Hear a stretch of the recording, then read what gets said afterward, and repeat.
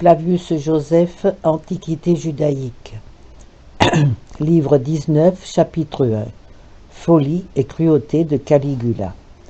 Non seulement Gaius montra sa violence insensée contre les Juifs de Jérusalem et tous ceux qui habitent cette région, mais encore il la déploya sur toute la terre et les mers qui sont soumises aux Romains, qu'il remplit de maux innombrables et inouïs. C'est à Rome surtout qu'il sema la terreur de ses actes, car il n'avait pas plus d'égard pour elle que pour les autres villes. Il pillait et maltraitait les uns ou les autres de ses habitants, notamment les sénateurs et surtout les patriciens et ceux qui illustraient l'éclat de leurs ancêtres. Innombrables étaient aussi ses inventions contre les chevaliers, que leur dignité et leur puissance financière font considérer par les citoyens comme les égaux des sénateurs, d'autant que c'est dans leur rang qu'on recrute le Sénat. Gaius les frappait de dégradation civique et d'exil, les mettait à mort et confisquait leurs biens. S'il les massacrait, c'était le plus souvent afin de pouvoir les dépouiller de leur fortune. En outre, il se défiait lui-même et exigeait de ses sujets des honneurs surhumains. Il allait souvent au temple de Jupiter appelé Capitole, le plus honoré de tous les sanctuaires romains, et il osait nommer Jupiter son frère. Il ne s'abstenait d'ailleurs d'aucun acte de folie, ainsi comme il devait aller à Dicerarchia, ville de Campanie, à Misène, d'autres villes maritimes, et qu'il jugeait pénible de faire la traversée en trirème, pensant du reste qu'il lui revenait, comme maître de la mer, exiger d'autant d'elle que de la terre. Il réunit les deux promontoires distants de 30 stades, enfermant entièrement le golfe, et il lança son char sur la digue. Puisqu'il était Dieu, il lui convenait de s'ouvrir de tels chemins. Quant au temple grec, il n'omit d'en piller aucun et ordonna qu'on lui apportât tout ce qu'il y avait de peinture ou de sculpture et de tout ce qui était conservé là comme statues et objets votifs.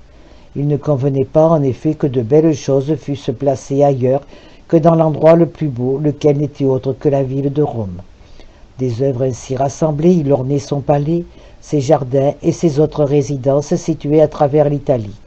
Il osa même ordonner de transférer à Rome le Jupiter honoré par les Grecs, à Olympie, et nominé Olympien, œuvre de l'Athénien Phidias. Il n'y réussit pourtant pas parce que les architectes dirent à Memmius Regulus, chargé du transfert de ce Jupiter, que la statue serait brisée si on la déplaçait. On dit même que pour cela, et aussi en raison de prodiges plus grands que tout ce qu'on peut croire, Memmius différa l'enlèvement. Il écrivit à Caius pour s'excuser d'avoir laissé ses ordres sans exécution, se trouvant par la suite en danger de mort. Il fut sauvé parce que la mort de Caius devança la sienne. La folie de Caius devient telle que, comme une fille lui était née, il la fit porter au Capitole pour la déposer sur les genoux de la statue, disant que l'enfant lui était commun avec Jupiter et qu'il lui choisissait ainsi deux pères, ne décidant point lequel était le plus grand. Et les hommes supportaient une telle conduite. Il permit même aux esclaves d'accuser leur maître en énonçant contre eux des griefs quelconques. Or tous ceux qu'on pouvait mettre en avant étaient graves, parce qu'on agissait le plus souvent pour faire plaisir pour lui faire plaisir ou à son instigation.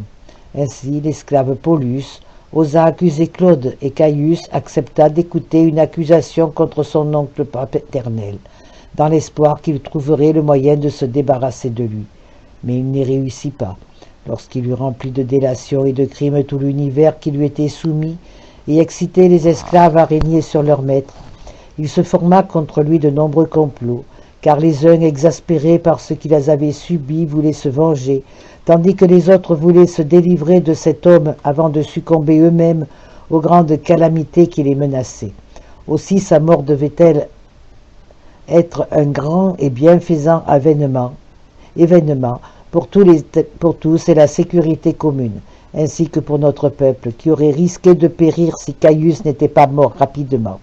C'est pourquoi je veux raconter avec exactitude ce qui le concerne, d'autant que sa fin est une grande preuve de la puissance de Dieu, une consolation pour ceux qui sont dans le malheur, et un avertissement pour ceux qui croient que leur félicité est durable et n'aboutira pas à une catastrophe s'ils n'y joignent la vertu. complot de Cassius Chaerea. Sa mort était préparée par 3 voies. Chaque complot était dirigé par les hommes de valeur. Aemilius Regulus, de Cordoue en Ibérie, réunissait quelques gens décidés à tuer Caius de leur main ou de la sienne. Un autre groupe s'unit à celui-là. Le tribune Cassius Chaerea en était le chef. Enfin, Annius Vinicianus avait un assez gros parti de conjurer pour la tyrannie. Les causes de l'ardeur qui le portait à attaquer Caius étaient, pour Régulus, sa nature toujours irascible et sa haine à l'égard de tous les actes injustes, car il avait dans le caractère quelque chose de généreux et de libéral, si bien qu'il était incapable de dissimuler ses résolutions. Il en fit part à bien des gens qui étaient ses amis et à d'autres qui paraissaient des hommes d'action. Minucius voulait d'abord venger Lepidus, car celui-ci, qui était un de ses amis intimes et un citoyen d'élite, avait été mis à mort par Caius. De plus, Vinicianus avait des craintes personnelles parce que Caius assouvissait sa colère contre tous également, leur infligeait la mort. Voilà pourquoi il entama cette entreprise. Chaerea était honteux des reproches de lâcheté dont Caius l'accablait, et comme chaque jour il courait des dangers par suite de son amitié et de son zèle pour lui, il supposait que la mort de celui-ci était un acte digne d'un homme libre. On dit que tous examinèrent en commun leur plan, parce qu'ils étaient également menacés des violences de Caius et voulaient échapper après l'avoir tué à un pouvoir fort remis aux mains de quelque autre. Peut-être en effet réussirait-il en cas de succès. Il serait beau que de tels hommes, pour assurer le salut de l'État, assumassent les charges du pouvoir et, après la perte de Caius, prissent en main les affaires. Ce qui stimulait surtout Chaerea, c'était le désir d'une renommée plus grande et aussi le fait qu'il pouvait attaquer Caius avec le moindre risque, parce que ses fonctions de tribune lui donnaient des facilités pour le tuer. À ce moment-là, il y avait des courses de chevaux, spectacle très en faveur chez les Romains. Ils se réunissent avec empressement à l'hippodrome, et là, assemblés en masse, ils font entendre aux empereurs ce qu'ils désirent.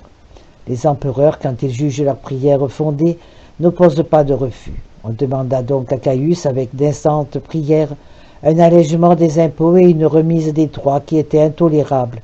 Mais il ne voulait pas de cela, et comme les clameurs augmentaient, envoya de côté et d'autres des soldats pour arrêter les criards et les mener sur le champ à la mort. À peine donnés par lui, les ordres furent exécutés par ses agents. Il y eut beaucoup de victimes. Le peuple à cet aspect se tinqua et cessa même ses cris, car il voyait de ses yeux que ceux qui demandaient à être dispensés du tribut étaient rapidement mis à mort. Cela excita davantage Chaerea à pousser son complot et à mettre fin aux cruautés de Caius contre l'humanité.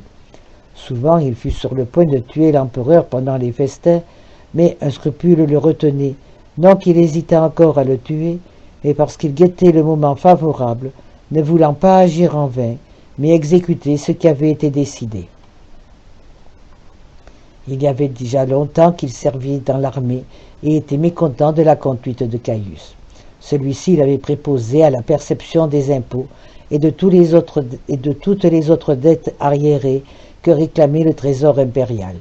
Comme leur montant se trouvait doublé, il accorda des délais de paiement, plutôt de son propre mouvement que sur l'ordre de Caius.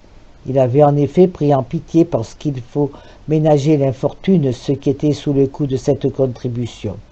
Aussi excitait-il la colère de Caius qui lui reprochait sa mollesse, son retard à faire rentrer ses revenus. Caius l'insultait de 1000 manières, en particulier lorsqu'il lui donnait le mot d'ordre pour la journée où il était de service, il choisissait un nom féminin et tout à fait déshonorant. Il faisait tout cela en ne laissant pas lui-même de participer à la célébration de certains mystères, en revêtant des costumes féminins, en projetant de se faire mettre sur la tête des tresses de cheveux et tout ce qui peut simuler l'aspect d'une femme. Pourtant, il osait rejeter sur Chaerea l'opprobre de telles pratiques. Chaerea, lorsqu'il recevait le mot d'ordre, était pris de colère, mais il était encore plus irrité quand il le transmettait à d'autres, parce qu'il devenait un objet de risée pour pour eux si bien que les autres tribunes plaisantaient à son sujet, car chaque fois que c'était à lui d'aller demander à l'empereur le mot d'ordre, il prédisait qu'il rapporterait comme d'habitude un motif de plaisanterie. Ces raisons lui inspiraient de l'audace pour s'adjoindre des conjurés, car ce n'était pas à l'aveuglement qu'il cédait à sa colère. Il y avait un sénateur, Pompédius, qui avait presque parcouru toutes les dignités, d'ailleurs épicurien, ce qui lui faisait désirer une vie oisive. Il fut accusé par son ennemi Timidius d'avoir proféré contre Caius des insultes indécentes. Timidius citait comme témoin Quintilla, une femme de théâtre très courtisée pour sa beauté par bien des gens, et notamment par Pompédius. Comme cette femme jugeait odieux, car c'était un mensonge, de contribuer par son témoignage à la mort de son amant, Timidius demanda qu'on recourût à la torture. Caius, exaspéré, ordonna à Chéréa de torturer Quintilla sur le champ, car il employait d'habitude Chéréa pour les meurtres et les supplices, dans l'idée qu'il le servirait avec plus de rigueur pour échapper aux reproches de lâcheté. Quintilla, mené à la question, marcha sur le pied d'un de ses complices pour lui laisser entendre qu'il devait avoir bon courage et ne pas craindre les tourments qu'elle subirait, car elle se conduirait avec courage. Chéréa la tortura cruellement, non de son plein gré, mais parce que la nécessité l'y forçait, et comme elle n'avait pas faibli, il la mena sous les yeux de Caius dans un état qui excitait la pitié des spectateurs. Caius, légèrement ému, en voyant l'état lamentable où les tortures avaient réduit Quintilla, la déclara absoute de l'accusation ainsi que Pompédius, et lui donna même de l'argent pour compenser les dommages qu'elle avait subis pour rester digne au milieu de souffrances indicibles. Tout cela affligeait beaucoup Chéréa parce qu'il avait été dans l'exercice de son pouvoir la cause de maux pour des gens que Caius même avait jugés dignes de pitié. Il dit à Clémence et à Papinius, le premier préfet du prétoire, le second tribune, « Clémence, pour la garde de l'empereur, nous n'avons rien négligé. De tous ceux qui ont conspiré contre son pouvoir, grâce à notre prévoyance et à nos fatigues, nous avons tué les uns et torturé les autres, point que Caius même en a eu pitié. Avec quelle valeur, entre-temps, ne conduisons-nous pas l'armée ?»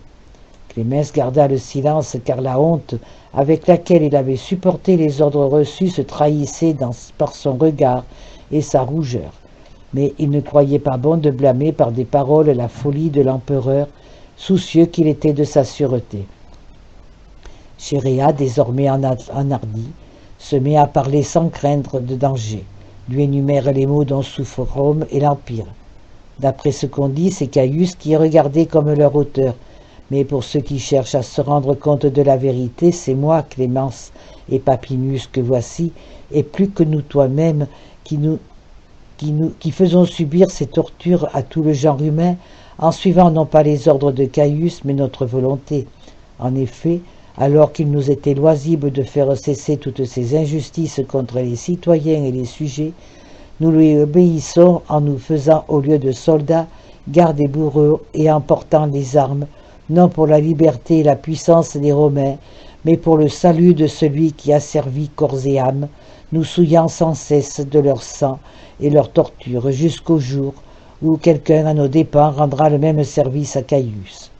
Cela ne fait pas qu'il nous commande avec bienveillance, mais plutôt avec suspicion, puisque la grande masse des morts l'enrichit. Jamais la colère de Caius ne s'arrêtera, parce que son but n'est pas la vengeance, mais le plaisir, et nous aussi nous serons les objets, alors que nous devrions assurer à tous la sécurité et la liberté de décider de nous délivrer nous-mêmes de ces périls. Clémence louait ouvertement les dispositions de Chéréa, mais il invitait à se taire de peur que, si ses propos étaient rapportés à d'autres et si tout ce qui valait mieux caché se divulguait avant qu'ils eussent agi, leur entreprise ne fut révélée et eux-mêmes châtiés. C'était au contraire à l'avenir et à l'espoir qu'il autorisait qu'ils devaient se lier entièrement parce qu'il pouvait leur arriver quelque secours fortuit. Quant à lui, sa vieillesse lui interdisait une telle audace. Mais, ô Chéréa, peut-être pourrais-je conseiller quelque chose de plus prudent que ce que tu as combiné et dit. Mais comment pourrait-on suggérer rien de plus honorable? Clémence se retira chez lui tout troublé, réfléchissant sur ce qu'il avait entendu et dit lui-même. Chéréa, inquiet, se hâta d'aller chez Cornelius Sabinus, qui lui aussi était tribune, et que d'ailleurs il savait homme de valeur et ami de la liberté, ce qui le disposait à être l'ennemi du gouvernement. Chéréa voulait immédiatement exécuter les décisions prises pour le complot et jugeait bon de se l'adjoindre, car il craignait que Clémence ne les trahît, et d'ailleurs il pensait que les délais et les atermoiements ne sont favorables qu'aux puissants. Or Sabinus accueillit ces paroles avec joie, car il avait lui-même des projets arrêtés, et il s'était tu jusqu'alors. C'était par embarras de trouver quelqu'un à qui les communiquer en sécurité. Une fois donc qu'il eut rencontré un homme non seulement disposé à taire ce qu'il apprendrait, mais encore capable de révéler sa propre pensée, il fut encore bien plus excité, et pria instamment Chéréa de ne pas tarder. Ils se rendent auprès de Vinicianus, qui, par son aspiration à la vertu et par son zèle exal pour les nobles actions, était une âme parente de la leur. Il était suspect à Caius à cause de la mort de Lepidus. En effet, une grande amitié avait uni Vinicianus et Lepidus, notamment à cause des dangers qui le rediraient ensemble, car Caius était redoutable pour tous ceux qui étaient revêtus d'une charge publique, et ne cessait dans sa folie de sévir contre chacun d'eux, quel qu'il fût. Ils se savaient l'un et l'autre mécontents de cette situation, bien que la crainte du danger les empêchât de se révéler ouvertement. Leur pensée et leur haine contre Caius, ils n'en sentaient pas moins qu'ils détestaient et ne se faisaient pas faute de se témoigner, dans cette pensée commune, un dévouement réciproque. Ils rencontrèrent Vinicianus et lui donnèrent des marques d'estime, car déjà dans leur rencontre précédente, ils avaient l'habitude de lui rendre hommage, tant à cause de la supériorité de son rang, c'était en effet le plus noble de tous les citoyens, que pour les louanges que lui valaient toutes les qualités et principalement son éloquence. Vinicianus, parlant le premier, demanda à Chéréa quel mot d'ordre il avait reçu pour cette journée. En effet, toute la ville se répétait l'insulte faite à Chéréa lors de la transmission du mot d'ordre. Chéréa, indifférent à ces paroles moqueuses, remercia Vinicianus de lui témoigner assez de confiance pour vouloir s'entretenir avec vous. C'est toi, dit-il, qui me donne le mot d'ordre. Liberté, grâce te soit rendue de m'avoir excité, plus encore que je n'avais coutume de le faire moi-même. Je n'ai pas besoin d'autres paroles d'encouragement si tu es du même avis que moi. Nous avons partagé les mêmes pensées avant même de nous être rencontrés. Je ne porte qu'une épée, mais elle suffira pour deux. Va donc, mettons-nous à l'œuvre, sois mon guide dans ma route où tu m'ordonneras de marcher, ou bien même je marcherai le premier en comptant sur ton assistance. Le fer ne manque pas à ceux qui apportent à l'action une âme qui rend le fer efficace. Je m'y suis lancé sans être troublé par la pensée de ce que je peux avoir à souffrir, car je n'ai pas le temps de songer aux dangers que je cours lorsque je souffre de voir la plus libre des patries réduite à l'esclavage, la force des lois anéantie et la mort suspendue sur tous les hommes du fait de Caius. Puissais-je donc être jugé par toi-même, par toi, digne de confiance pour cette entreprise, puisque je n'hésite pas à être du même avis que toi à son sujet. Ému par ces paroles ardentes, Vinicianus s'embrassa avec joie et lui inspira encore plus d'audace par ses louanges et ses caresses. Puis, après les prières et les vœux, ils se séparèrent. D'autres accrurent encore l'effet de ce qui avait été dit entre eux. Comme Chéréa entrait au Sénat, une voix s'éleva de la foule. « Achève donc ce que tu as à faire et que Dieu t'aide. » Chéréa avait d'abord soupçonné que quelqu'un des conjurés l'avait trahi et allait le faire reprendre, mais bientôt il comprit que c'était un encouragement, soit qu'à l'instigation de ses complices quelqu'un lui eût donné à son tour un signal, soit que Dieu lui-même, qui dirige les affaires humaines, l'eût ainsi excité à agir. Le complot comptait en effet beaucoup de participants, et ils étaient là tous en arbre, qui fussent sénateurs, chevaliers ou soldats conjurés, car il n'y avait personne qui n'eût compté comme un bonheur la disparition de Caius. Aussi tous s'efforçaient-ils dans la mesure où chacun le pouvait, de ne pas le céder en vertu à autrui dans une telle circonstance, et chacun s'exaltait de toute sa volonté et de tout son pouvoir, tant en parole qu'en acte, pour le meurtre du tyran. Parmi les conjurés était Caliste, affranchi de Caius, qui, plus que tout autre, était parvenu au comble de la puissance, égale à celle du tyran grâce à la crainte qu'il inspirait à tous et à la grande fortune qu'il avait acquise, car il était très vénal et très insolent. À l'égard de tous, usant de son pouvoir contre toute raison, il connaissait d'ailleurs le naturel de Caius, implacable et ne supportant aucun délai, et il se connaissait personnellement de nombreuses raisons d'être en péril, notamment la grandeur de sa fortune.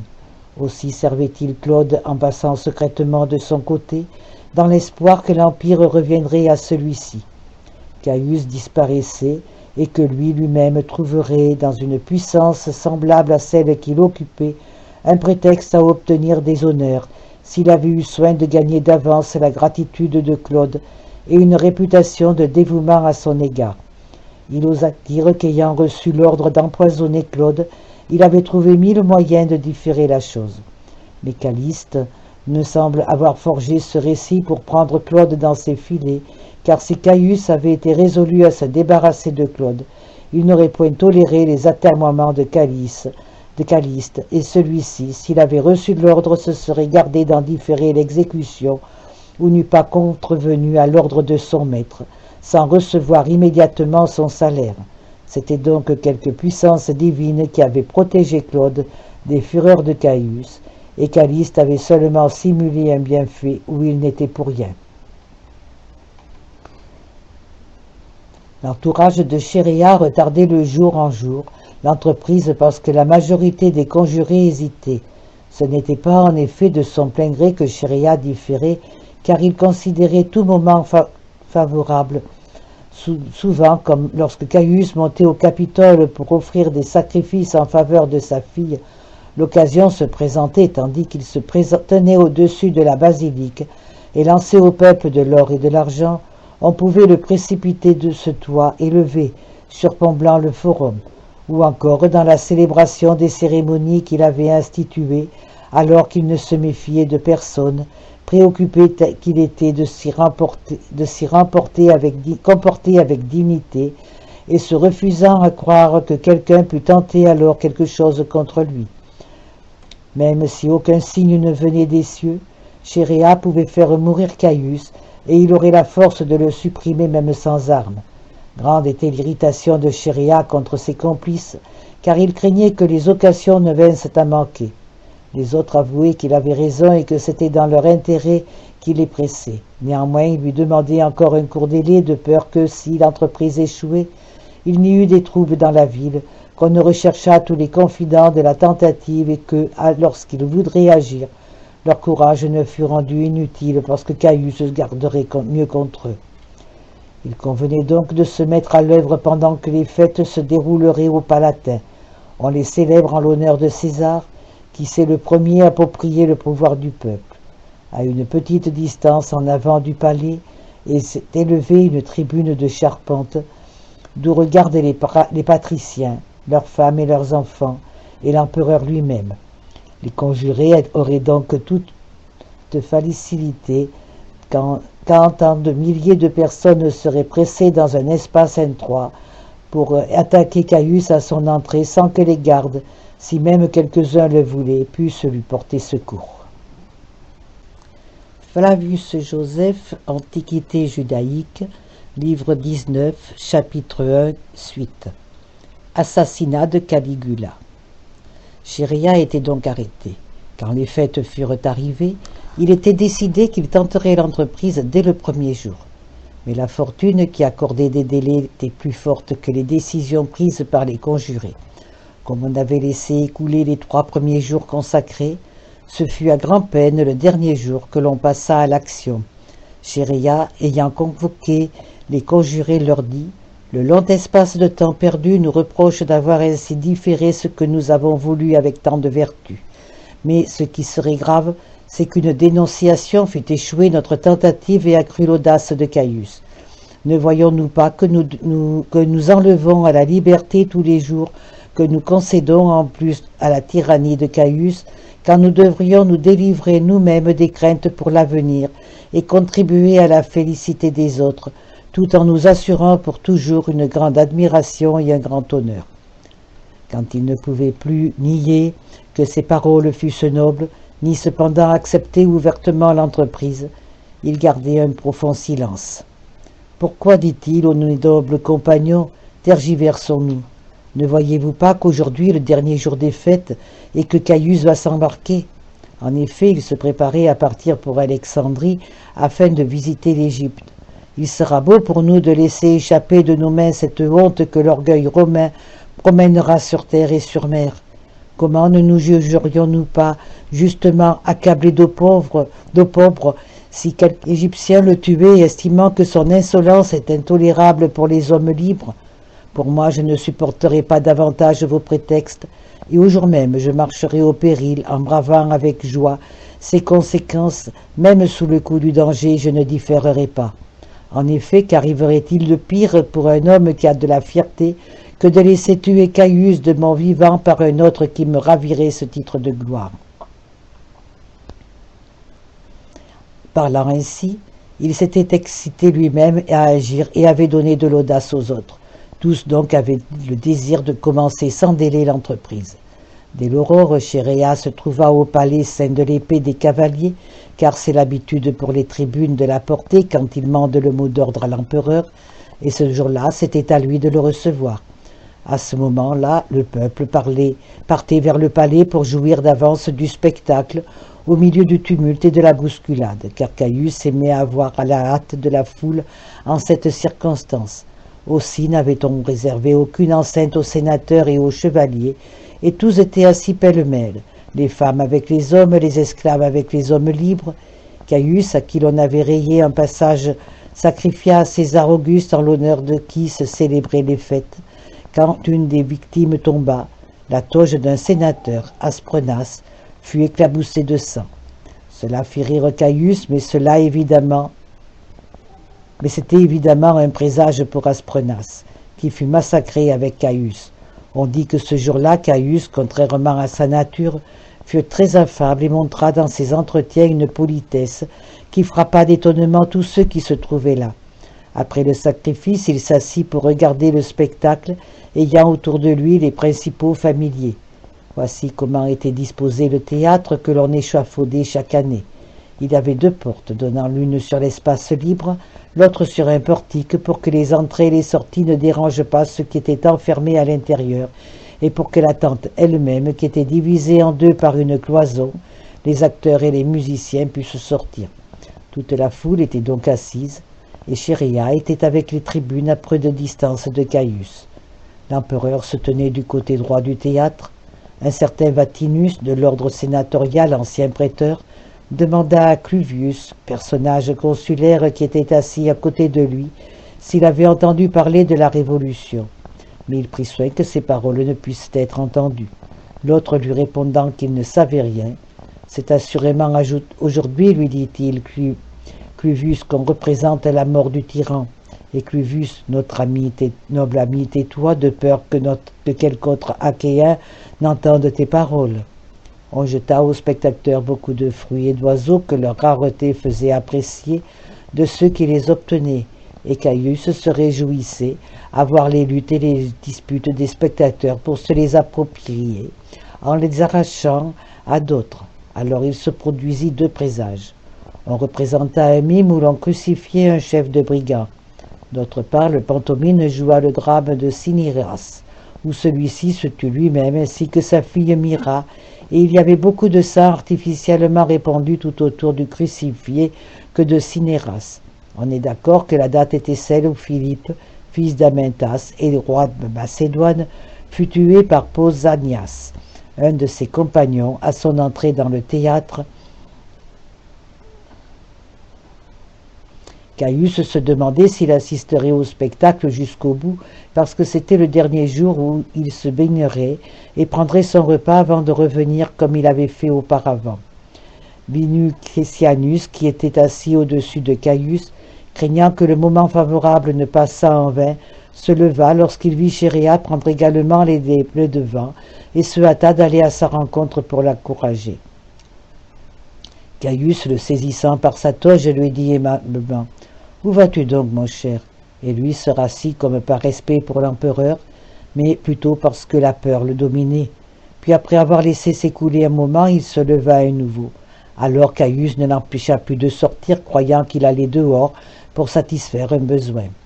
Asprenas, qui lui aussi faisait partie du complot, invitait Caius à sortir comme d'habitude pour aller se baigner et manger et ne revenir qu'ensuite, car il voulait que ce qu'on avait décidé fût mené à bonne fin. Les compagnons de Chéréa se placèrent les uns les autres là où il le fallait. Chacun devait rester à son poste et ne pas abandonner ses amis à l'œuvre. Ils supportaient avec peine le retard imposé à leur entreprise, car on était déjà presque à la 9e heure du jour. Comme Caius tardait, Chéréa songeait à revenir pour l'attaquer à sa place. Il prévoyait pourtant que cela entraînerait le meurtre de beaucoup de sénateurs et de chevaliers qui se trouvaient là. Il n'en était pas moins décidé parce qu'il jugeait utile de consentir à ces morts si l'on achetait à ce prix la sécurité et la liberté de tous. Comme ils étaient déjà tournés vers l'entrée du théâtre, on annonça que Caius s'était levé et il y eut quelques tumultes. Les conjurés firent volte-face et écartèrent la foule sous prétexte que Caius ne l'aimait pas, en réalité parce qu'il voulait assurer leur sécurité et l'isoler de ses défenseurs avant de le tuer. Devant Caius marchaient Claude, son oncle, et Marcus Vinicius, le mari de sa sœur, ainsi que Valerius Asiaticus. Les conjurés, l'eussent-ils voulu, n'auraient pas pu leur barrer le passage par respect pour leur dignité. Caius suivait avec Paulus Aruntus. Lorsqu'il fut à l'intérieur du palais, il quitta la voie directe où étaient disposés les esclaves de service et où ceux qui entouraient Claude étaient déjà engagés. Il tourna dans un couloir désert et obscur pour gagner les bains et aussi pour voir les esclaves arriver d'Asie, les uns pour chanter les hymnes des mystères qu'ils célébraient, les autres pour exécuter des pyrrhiques sur des théâtres. Théréa vint à sa rencontre et lui demanda le mot d'ordre. Comme Caius lui en donnait un qui prêtait à rire, Chéréa, sans hésiter, l'insulta et, tirant son épée, lui fit une blessure grave, mais non mortelle. Quelques-uns disent que c'est à dessein que Chéréa ne tuera pas Caius d'un seul coup, pour le châtier plus cruellement par des blessures répétées. Mais cela me paraît invraisemblable parce que la crainte ne permet pas de raisonner dans ces sortes d'actes. Si Chéréa avait eu cette idée, je le regarderais comme le plus grand des sots, puisqu'il aurait mieux aimé céder à sa haine que de se débarrasser immédiatement ses complices et lui-même de tout danger, et cela quand il y avait encore bien des moyens de secourir Caius si l'on ne se hâtait pas de lui faire rendre l'âme. Chéréa aurait pourvu son châtiment au châtiment de Caius, mais à celui de ses amis au sien propre.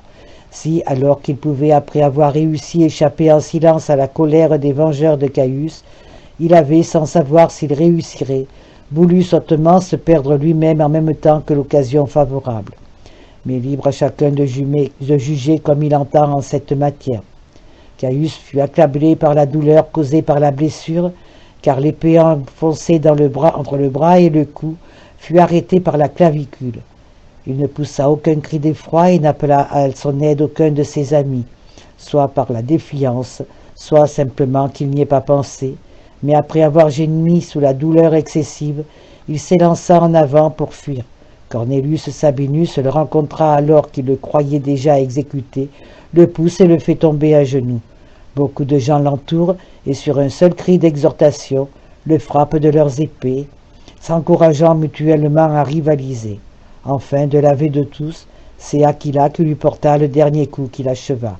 Mais c'est à Chéréa qu'il faut reporter l'acte. En effet, bien qu'il ait agi avec de nombreux compagnons, il fut le premier à former le projet en prévoyant bien avant tous les autres comme il fallait procéder, et le premier aussi à communiquer ardemment son dessein aux autres. Puis lorsqu'il lui approuvé son projet de meurtre, il rassembla ses gens dispersés, et après avoir tout combiné avec sagesse, il manifesta sa grande supériorité quand il fallut exposer un plan. Il les convainquit par des paroles excellentes alors qu'ils hésitaient et les décida à agir. Lorsque le moment fut venu de mettre la main à la besogne, là encore on le vit s'élancer le premier, commencer courageusement le meurtre et livrer Caius aux autres dans un état qui permettait de le tuer facilement et pour ainsi dire à demi-mort. Aussi est-ce à bon droit, quoique le reste des conjurés ait pu faire, qu'on peut tout attribuer à sa volonté, au courage et même au bras de Chéréa. Des ordres dans Rome après la mort de l'empereur.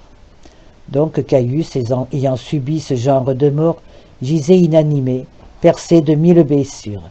Mais après l'avoir tué, les compagnons de Chéréa voyaient qu'il ne leur était pas possible de se sauver en reprenant le même chemin.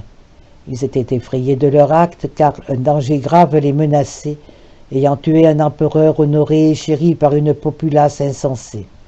Les soldats allaient bientôt les rechercher, non sans verser du sang.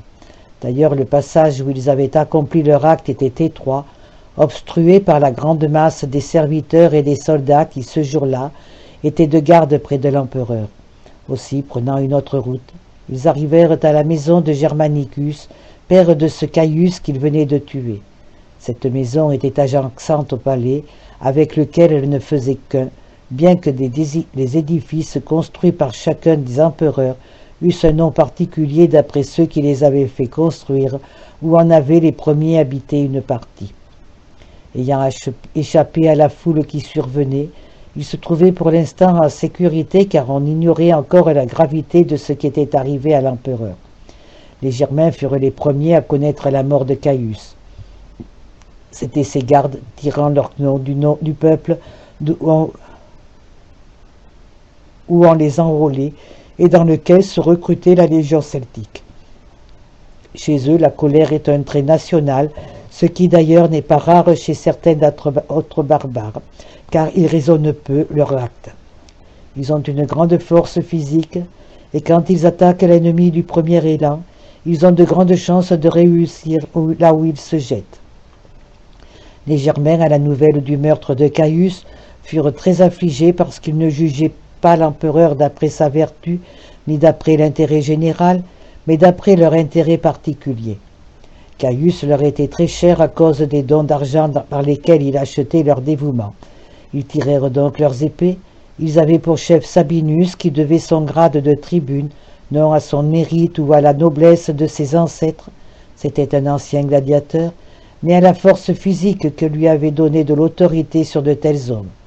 Parcourant le palais pour découvrir les meurtriers de l'empereur, ils mirent en pièces Asprenas qu'ils rencontrèrent d'abord et dont la toge était souillée du sang des sacrifices, comme je l'ai dit auparavant, présage sinistre de ce qui lui arriva. Le deuxième qu'ils rencontrèrent fut Norbanus, un des citoyens les plus nobles qui avait plus d'un impérator parmi ses ancêtres. Ils ne témoignèrent pas le moindre respect pour sa dignité. Norbanus, confiant en sa force, arracha son épée au premier de ceux qui l'attaquaient corps à corps, et montra ainsi qu'il ne mourrait pas sans leur donner du mal, jusqu'à ce qu'enveloppé par la masse des assaillants, il tomba criblé de 1000 blessures. Le troisième fut Anteius, un des premiers de l'ordre sénatorial.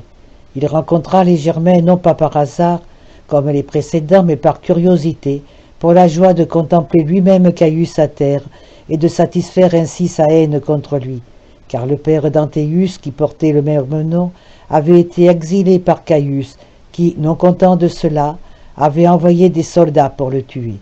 Il était donc venu pour se réjouir de la vue du cadavre, mais alors que la maison était pleine de tumulte et qu'il pensait à se cacher, il n'échappa point aux Germains qui, dans leur investigation diligente, massacrèrent également les coupables et les autres. Voilà comment ces hommes furent tués. Au théâtre, lorsque le bruit de la mort de Caius se répandit, il y eut de la stupeur et de l'incrédulité. Les uns, bien qu'accueillant cette perte avec beaucoup de joie et quoiqu'ils eussent donné beaucoup pour que ce bonheur arrivât, étaient incrédules par crainte. D'autres n'y croyaient pas du tout parce qu'ils ne souhaitaient pas que rien de tel arrivât et ne voulaient pas accepter la vérité, jugeant impossible qu'un homme eût la force d'accomplir un pareil acte. C'étaient des femmes et de tout jeunes gens, les esclaves et quelques-uns des soldats. Ces derniers, en effet, recevaient leur solde de Caius, l'aidaient à exercer la tyrannie et servant ses caprices injustes en tourmentant les plus puissants des citoyens, en tiraient à la fois des honneurs et des profits. Quant aux femmes et aux jeunes gens, ils étaient séduits, comme c'est l'habitude de la populace, par les spectacles, les combats de gladiateurs, le plaisir de certaines distributions de vivres, toutes choses faites, disait-on, dans l'intérêt du peuple romain, en réalité pour satisfaire la folie et la cruauté de Caius. Enfin, les esclaves avaient la possibilité d'accuser et de mépriser leur maître, et il leur était permis de recourir à la protection de Caius après les avoir insultés. En effet, on les croyait volontiers dans leurs mensonges contre leur maître et en dénonçant leur fortune, ils pouvaient s'assurer non seulement la liberté, mais la richesse grâce à la récompense donnée aux accusateurs qui se levaient au 8e des biens. Quant aux patriciens, même si certains trouvaient la nouvelle vraisemblable, les uns parce qu'ils avaient eu vent du complot, les autres parce qu'ils le souhaitaient, ils taisaient non seulement leur joie de la nouvelle, mais même leur opinion sur la véracité. Les uns craignaient qu'un faux espoir n'entraînât leur châtiment s'ils se hâtaient trop de découvrir leurs pensées. Les autres qui étaient au courant parce qu'ils participaient à la conjuration, s'en cachaient encore davantage parce qu'ils s'ignoraient les uns les autres et craignaient en parlant à des gens que le maintien du tyran contenté d'être dénoncé et puni si Caius vivait. En effet, un autre bruit était répandu. Caius avait reçu des blessures mais n'était pas mort. Il vivait et se trouvait entre les mains des médecins qui le soignaient, et il n'y avait personne en qui l'un eût confiance pour lui dévoiler sa pensée, si c'était un ami de Caius. Il était suspect de favoriser le tyran, lui témoignait de la haine, sa malveillance antérieure détruisait la confiance en ses propos. Certains disaient aussi, ce qui faisait perdre aux patriciens l'espoir qui leur donnait du courage, que sans se soucier du danger ni s'occuper de faire soigner ses blessures, Caius, tout ensanglanté, s'était précipité au forum et y haranguait le peuple. Or, cela était inventé par l'irréflexion de ceux qui voulaient bavarder et produisait des effets opposés selon les sentiments des auditeurs. Mais nul ne quittait son siège par crainte de se voir chargé d'une accusation en sortant le premier, car ce ne serait pas d'après la disposition qu'on avait en sortant qu'on serait jugé, mais d'après celle que voudraient imaginer les accusateurs et les juges. Quand une foule de Germains eut entouré le théâtre, l'épée nue, tous les spectateurs s'attendirent à périr. À l'entrée du premier venu, l'effroi les saisit comme s'ils allaient sur le champ être massacrés. Ils hésitaient, n'osant pas sortir et ne croyant pas sans danger de rester. Bientôt, les Germains font irruption et une clameur s'élève dans tout le théâtre. On se met à supplier les soldats comme si on ignorait tout, tant au sujet des résolutions prises pour une révolte, s'il y en avait une, qu'au sujet des événements accomplis. Il fallait donc les épargner, ne pas châtier les innocents pour le crime audacieux d'autrui, mais se mettre à la recherche de l'auteur du méfait, quel qu'il fût. Ils disaient cela, et plus encore en pleurant et en se frappant le visage, ils attestaient les dieux et suppliaient en raison de la proximité du danger, disant tout ce qu'on dit lorsqu'on lutte pour sauver sa vie. La colère des soldats fut brisée par ces paroles, et ils se repentirent de leur projet contre les spectateurs, car il leur semblait cruel, bien qu'ils fussent exaspérés et eussent planté sur l'autel les têtes d'Asprenas et d'autres victimes. Les spectateurs furent très émus à cette vue, parce qu'ils considéraient la dignité des morts et plaignaient leur souffrance. Aussi s'en fallut-il de peu que leur propre péril les bouleversait moins que cette vue, car l'issue était incertaine, en admettant même qu'ils pussent finalement échapper. Même certains de ceux qui haïssaient violemment Caius, et avec raison, se voyaient privés de leur joie et de leur plaisir, parce qu'ils se trouvaient en passe de perdre la vie avec lui qui n'avait pas encore d'espoir ferme et assuré de survivre. Or il y avait un certain Evarus Aruntius, crieur public des ventes, qui, grâce à la force de sa voix, avait acquis une richesse égale à celle des Romains les plus opulents. Il avait le pouvoir de faire à Rome ce qu'il voulait, autant à ce moment-là que dans la suite. Il feignit à l'air la fiction la plus grande qu'il lui fut possible de montrer. Pourtant il haïssait Caius au plus haut point. Mais la leçon de la crainte et la ruse nécessaires pour assurer sa sécurité personnelle furent plus puissantes que sa joie présente. Ayant donc revêtu tous les ornements qu'on se procure pour le deuil des morts les plus respectés, il annonça la mort de Caius de la scène du théâtre où il était monté et mit ainsi fin à l'ignorance du public touchant les événements. Paulus Arrhentus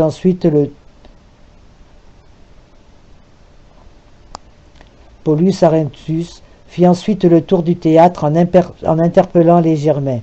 Avec lui, les tribunes les invitèrent à déposer les armes et leur annoncèrent la mort de Caius. Cela sauva très certainement tous les gens rassemblés dans le théâtre et tous ceux qui se trouvaient quelque part en contact avec les Germains, car tant que ceux-ci gardaient l'espoir que Caius vivait, ils pouvaient se livrer à toutes les violences. La bienveillance de Caius envers eux avait été telle qu'ils auraient, même au prix de leur propre vie, voulu le sauver du complot et d'un tel malheur. Mais ils cessèrent de s'exciter à la vengeance dès qu'ils connurent sa mort d'une manière certaine, parce que l'élan de leur dévouement se montrerait en vain après le trépas de celui qui aurait pu les récompenser, et parce qu'ils craignaient, en allant trop loin dans la colère, d'être châtiés soit par le Sénat, s'ils reprenaient le pouvoir, soit par l'empereur qui succéderait. Ainsi, bien qu'à grand-peine, les Germains laissèrent tomber la rage qui les avait saisis à la suite de la mort de Caius. Chaerea était très inquiet au sujet de Venusianus et craignait qu'il n'eût péri en tombant parmi les Germains en fureur. Aussi abordait-il les soldats un à un en leur demandant de veiller à son salut et en enquêtant avec beaucoup de soin pour savoir s'il n'avait pas été tué. Clémence racha Venusianus qu'on lui avait amené car, avec beaucoup d'autres sénateurs, il reconnaissait la justice de l'acte, la vertu de ceux qui l'avaient conçu et n'avait pas craint de l'accomplir. Il disait que le tyran fleurit peu de temps dans la joie de faire le mal, qu'il ne se prépare pas à une fin heureuse parce que les gens vertueux le haïssent et qu'il finit par éprouver un malheur semblable à celui de Caius.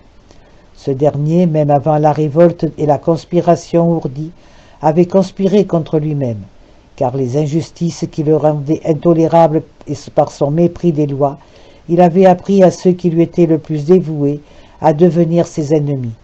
Si ceux-ci passaient à présent pour avoir tué Caius, c'était lui-même en réalité qui avait causé sa propre perte. Alors le théâtre fut débarrassé des gardes qui au début avaient été si cruels, et celui qui permit aux spectateurs de s'enfuir librement fut le médecin Alcyon. Surpris en train de soigner des blessés, il renvoya ceux qui l'entouraient sous prétexte de faire chercher ce qu'il jugeait nécessaire pour soigner les blessures, mais en réalité pour leur permettre d'échapper au danger qui les menaçait. Pendant ce temps, le Sénat s'assembla ainsi que le peuple qui se réunit sur le forum comme il en avait l'habitude, et cela pour rechercher les meurtriers de Caius. Le peuple avec beaucoup d'ardeur, le Sénat pour la forme. Valerius Isiaticus, personnage consulaire, vint se placer au milieu du peuple en tumulte. Indigné qu'on n'eût pas encore découvert les meurtriers de l'empereur, il dit à ceux qui l'interrogeaient avidement sur l'auteur du forfait : « Si seulement c'était moi !» Les consuls affichèrent un édit où ils accusaient Caius et invitaient le peuple et les soldats à se retirer chacun chez soi, tout en faisant espérer au peuple une large remise d'impôts et aux soldats des récompenses s'ils conservaient l'ordre habituel sans se laisser entraîner à des violences. En effet, on craignait que s'ils se mettaient en fureur, la ville ne subît une catastrophe parce qu'ils ne se mettraient à voler et à piller les temples. Déjà, toute la foule de sénateurs s'était hâtée de se réunir, surtout ceux qui avaient comploté le meurtre de Caius, enhardis et pleins d'une grande fierté, parce que le pouvoir était désormais entre leurs mains. Flavius Joseph, Antiquité judaïque, livre 19, chapitre 2. Les prétoriens emmènent Claude dans leur camp. Telle était la situation quand soudain Claude fut traîné hors de sa maison. Les soldats qui s'étaient réunis y avaient discuté entre eux sur ce qu'il convenait de faire, avait compris qu'il était impossible que le peuple pût se placer à la tête d'affaires si importantes et que, d'ailleurs, il n'avait pas intérêt à ce qu'une telle puissance lui appartînt. D'autre part, si l'un des conjurés avait l'empire, il les gênerait de toute façon puisqu'il ne l'aurait pas aidé à conquérir le pouvoir. Il fallait donc, pendant que rien n'était encore décidé, choisir pour souverain Claude, oncle paternel du mort, et qui ne cédait à aucun membre du Sénat pour le mérite de ses ancêtres et les études qu'il avait faites. Si les soldats le faisaient empereur, il leur accorderait les honneurs qui leur revenaient et les récompenserait par des distributions d'argent. La résolution ainsi prise fut mise à exécution. Claude avait donc été enlevé par les soldats, mais bien qu'ayant appris cet enlèvement de Claude qui feignait de prétendre à l'Empire malgré lui, tout en le faisant en réalité de son plein gré, Sentius Saturninus se leva au milieu du Sénat et, sans crainte, prononça un discours qui convenait à des hommes libres et généreux. Discours républicain de Sentius Saturninus au Sénat. Bien que la chose puisse paraître incroyable aux Romains, parce que l'événement se produit après un long temps et alors que nous en désespérions, voici donc que nous avons l'honneur d'être libres, sans savoir à la vérité combien cette liberté durera, car elle est soumise à la volonté des dieux qui nous l'ont accordée. Elle suffit pourtant à nous réjouir, et même si nous la perdons ensuite, elle aura contribué à notre félicité. Car une seule heure suffit à ceux qui ont le sentiment de la vertu, si on la vit avec une volonté libre dans une patrie libre, gouvernée par des lois qui la firent jadis prospère. Je ne puis me rappeler la liberté d'autrefois parce que je suis né après elle, mais jouissant avec plénitude et intensité de celle d'aujourd'hui, je puis dire heureux ceux qui y seront nés et y seront élevés, et dignes d'honneurs égaux à ceux des dieux des hommes, qui, bien que tardivement et en ce jour seulement, nous l'ont fait goûter. Puisse-t-elle rester sans atteinte pour tous les temps à venir. Mais ce jour seul suffirait à ceux d'entre nous qui sont jeunes comme à ceux qui sont vieux, car c'est toute une éternité qui reçoivent ceux-ci s'ils meurent en profitant des biens que procure ce jour. Pour les plus jeunes, c'est un apprentissage de la vertu qui a fait le bonheur des hommes dont nous descendons. Maintenant, donc, nous ne devons à l'heure actuelle rien estimer de plus important que de vivre avec la vertu, car seule elle donne à l'humanité l'idée de la liberté. Pour ma part, en effet, j'ai appris le passé par ouï dire, et par ce dont j'ai été témoin oculaire, j'ai compris de quel mot la tyrannie afflige les États.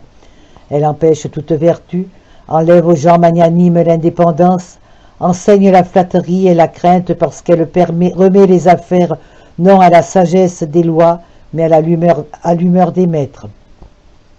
Depuis que Jules César a médité de détruire la République et a troublé l'État en violant l'ordre de la légalité, depuis qu'il a été plus fort que la justice mais moins que son impulsion à rechercher son intérêt personnel, il n'est aucun malheur qu'il n'ait déchiré l'État, car tous ceux qui lui ont succédé au pouvoir ont rivalisé entre eux pour abolir les lois de nos ancêtres et pour faire disparaître surtout les citoyens nobles, croyant leur propre sécurité intéressée à la fréquentation des gens de peu.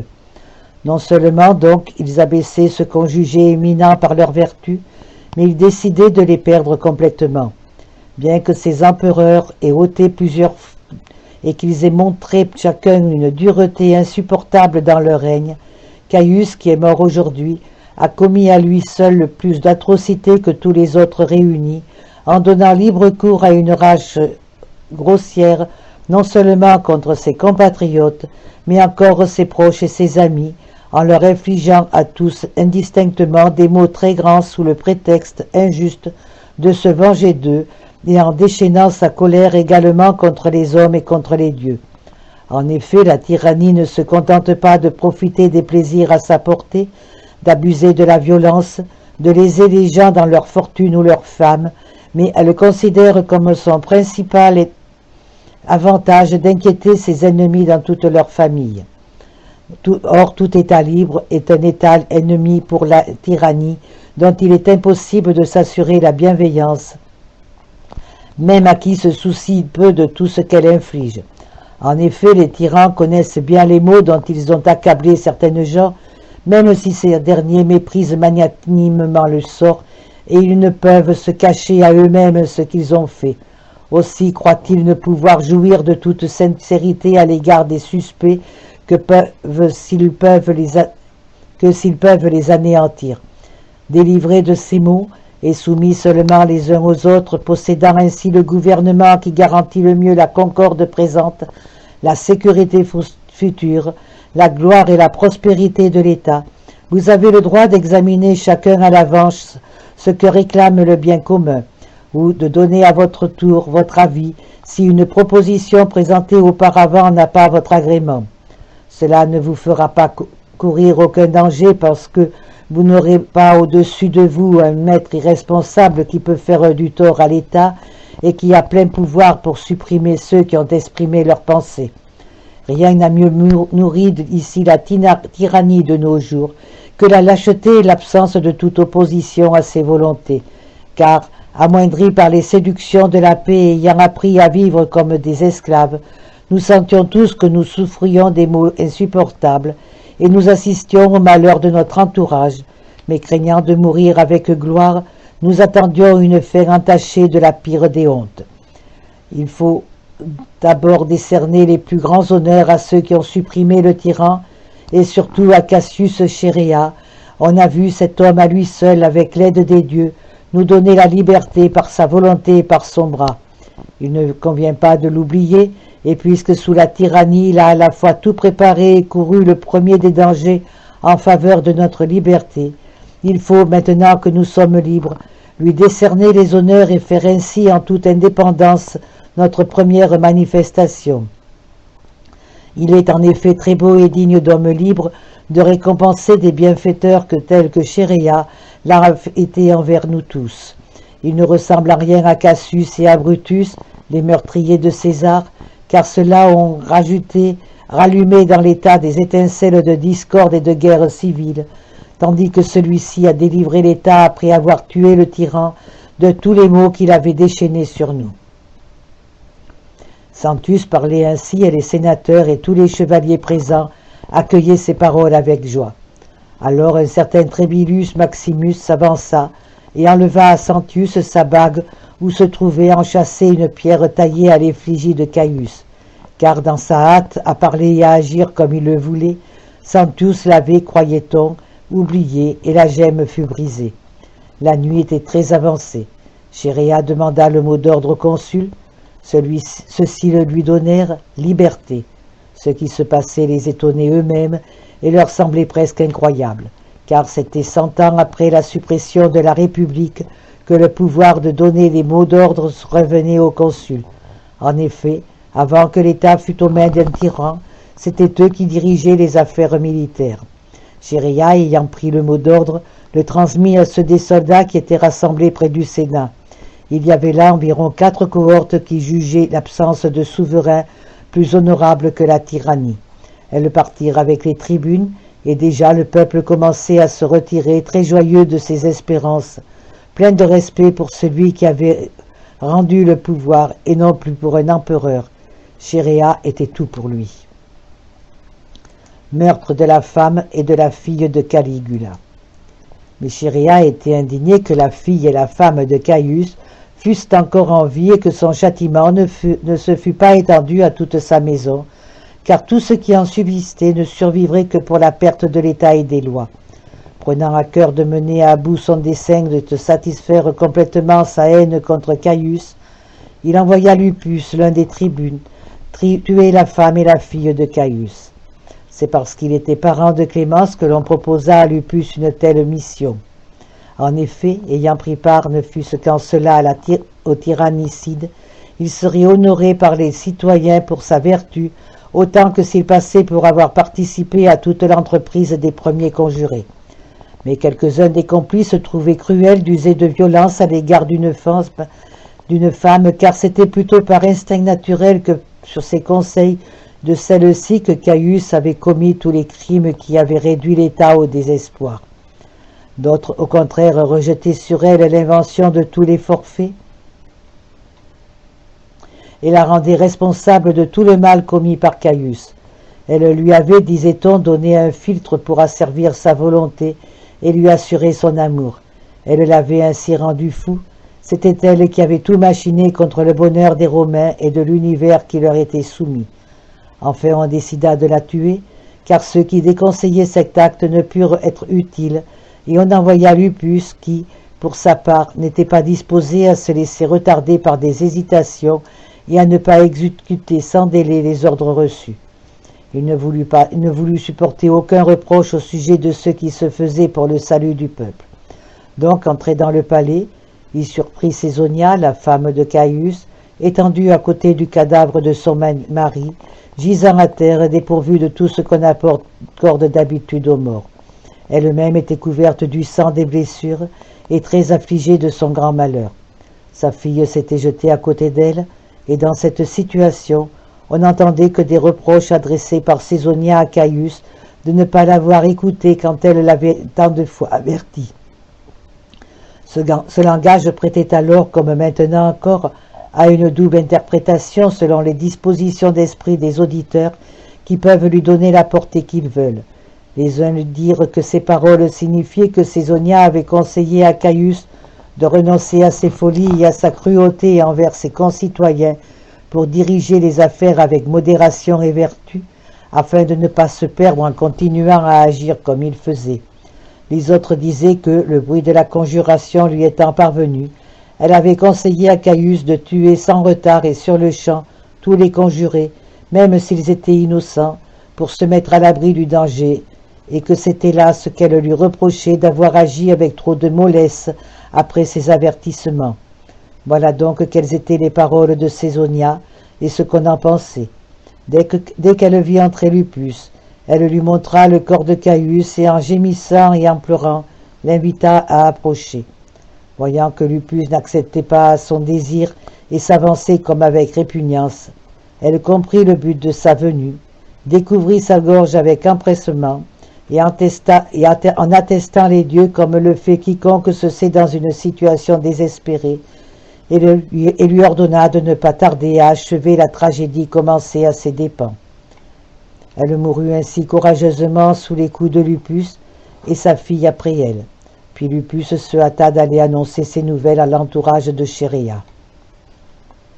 Caractère de Caligula.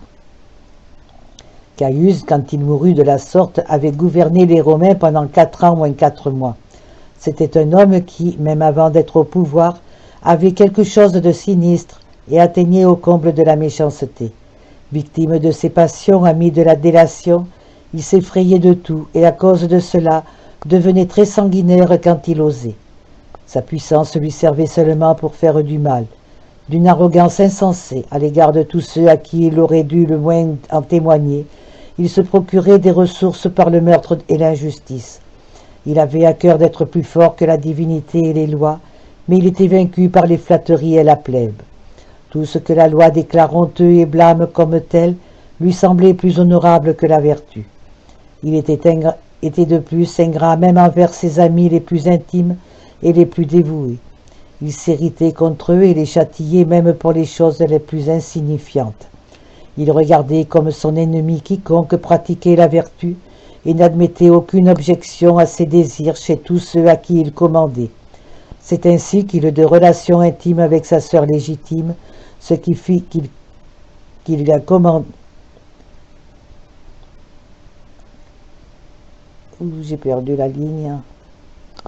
Ce qui fit que la haine des citoyens grandit contre lui, car comme il y avait longtemps qu'on avait parlé d'un tel crime, son auteur excitait la méfiance et l'aversion.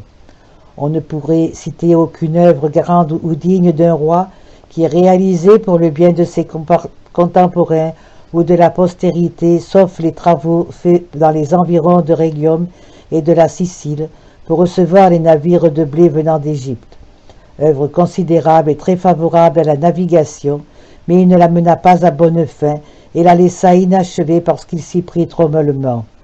La cause en était qu'il était zélé pour le superflu et dépensier pour les plaisirs qui ne pouvaient profiter qu'à lui seul, ce qui l'empêchait d'user et de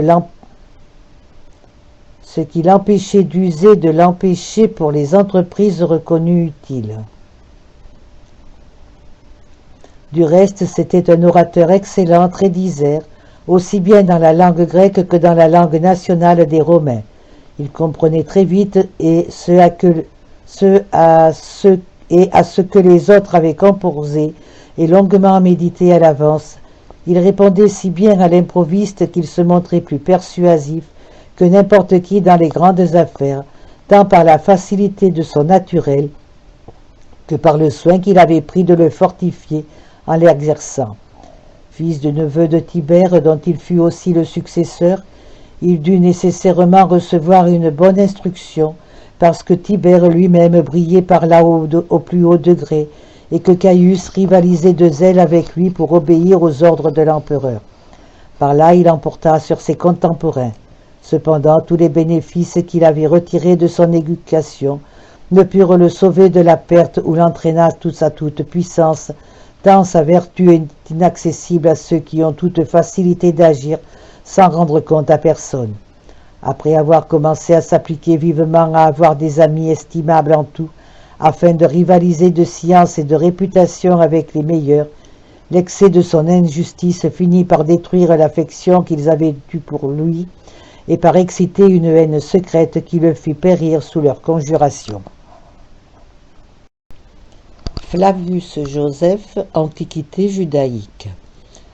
Livre 19, chapitre 3. Claude est enlevé par les soldats. Claude, comme je l'ai dit plus haut, s'était écarté du chemin suivi par ceux qui étaient avec Caius. Le palais étant troublé par le deuil que causait la mort de l'empereur, il désespérait de son salut. Arrêté dans un étroit passage, il tentait de s'y cacher, n'ayant d'ailleurs pour se croire en danger d'autre motif que sa naissance. En effet, il se conduisait avec modération, vivant en simple particulier et se contentant de ce qu'il avait. Il se livrait à l'étude des lettres, principalement des lettres grecques. Enfin, il évitait de toute manière ce qui l'aurait exposé à des ennuis. Mais à ce moment-là, la terreur avait saisi la foule.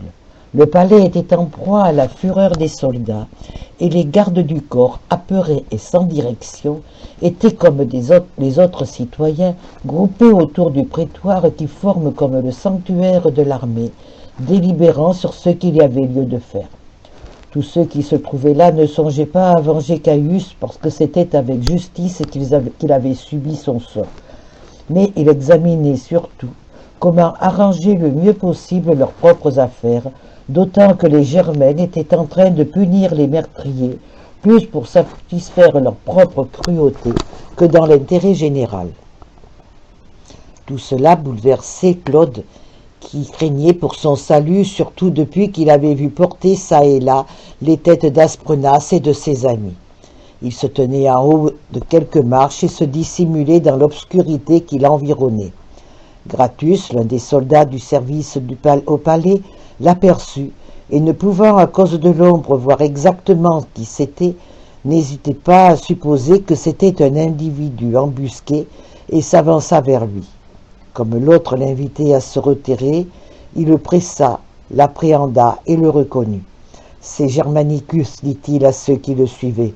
Emmenons-le pour en faire notre chef. » Claude, les voyant prêts à l'enlever, craignit de mourir assassiné comme Caius, et les pria de l'épargner en leur rappelant que, pour sa part, il avait été inoffensif et ignorant de ce qui était arrivé. Gratus sourit et lui prenant la main droite, « Cesse, dit-il, de parler humblement de ton salut alors qu'il te convient d'être fier de l'empire que les dieux ont enlevé à Caius pour l'accorder à ta vertu, parce que de leur providence veillait sur l'univers.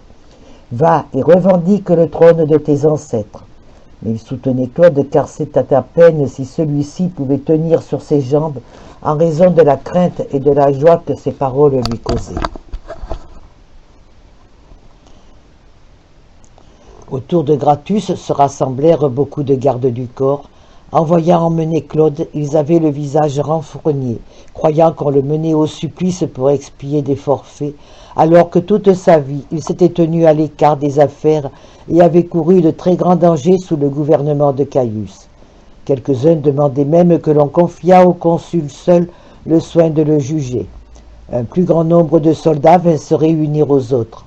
La foule se dispersa. Claude avait à peine à avancer à cause de sa faiblesse physique, d'autant que les porteurs de sa litière s'étaient enfouis en apprenant son enlèvement, désespérant du salut de leur maître.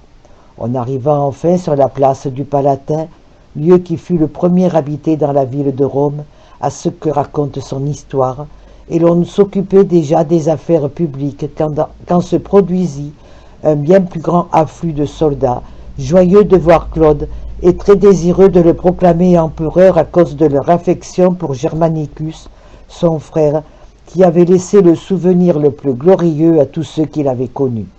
Il songeait aussi à la cupidité des chefs du Sénat, à tout ce que ce corps avait fait de mal autrefois quand il avait le pouvoir, et aussi à l'impuissance où il était de diriger les affaires.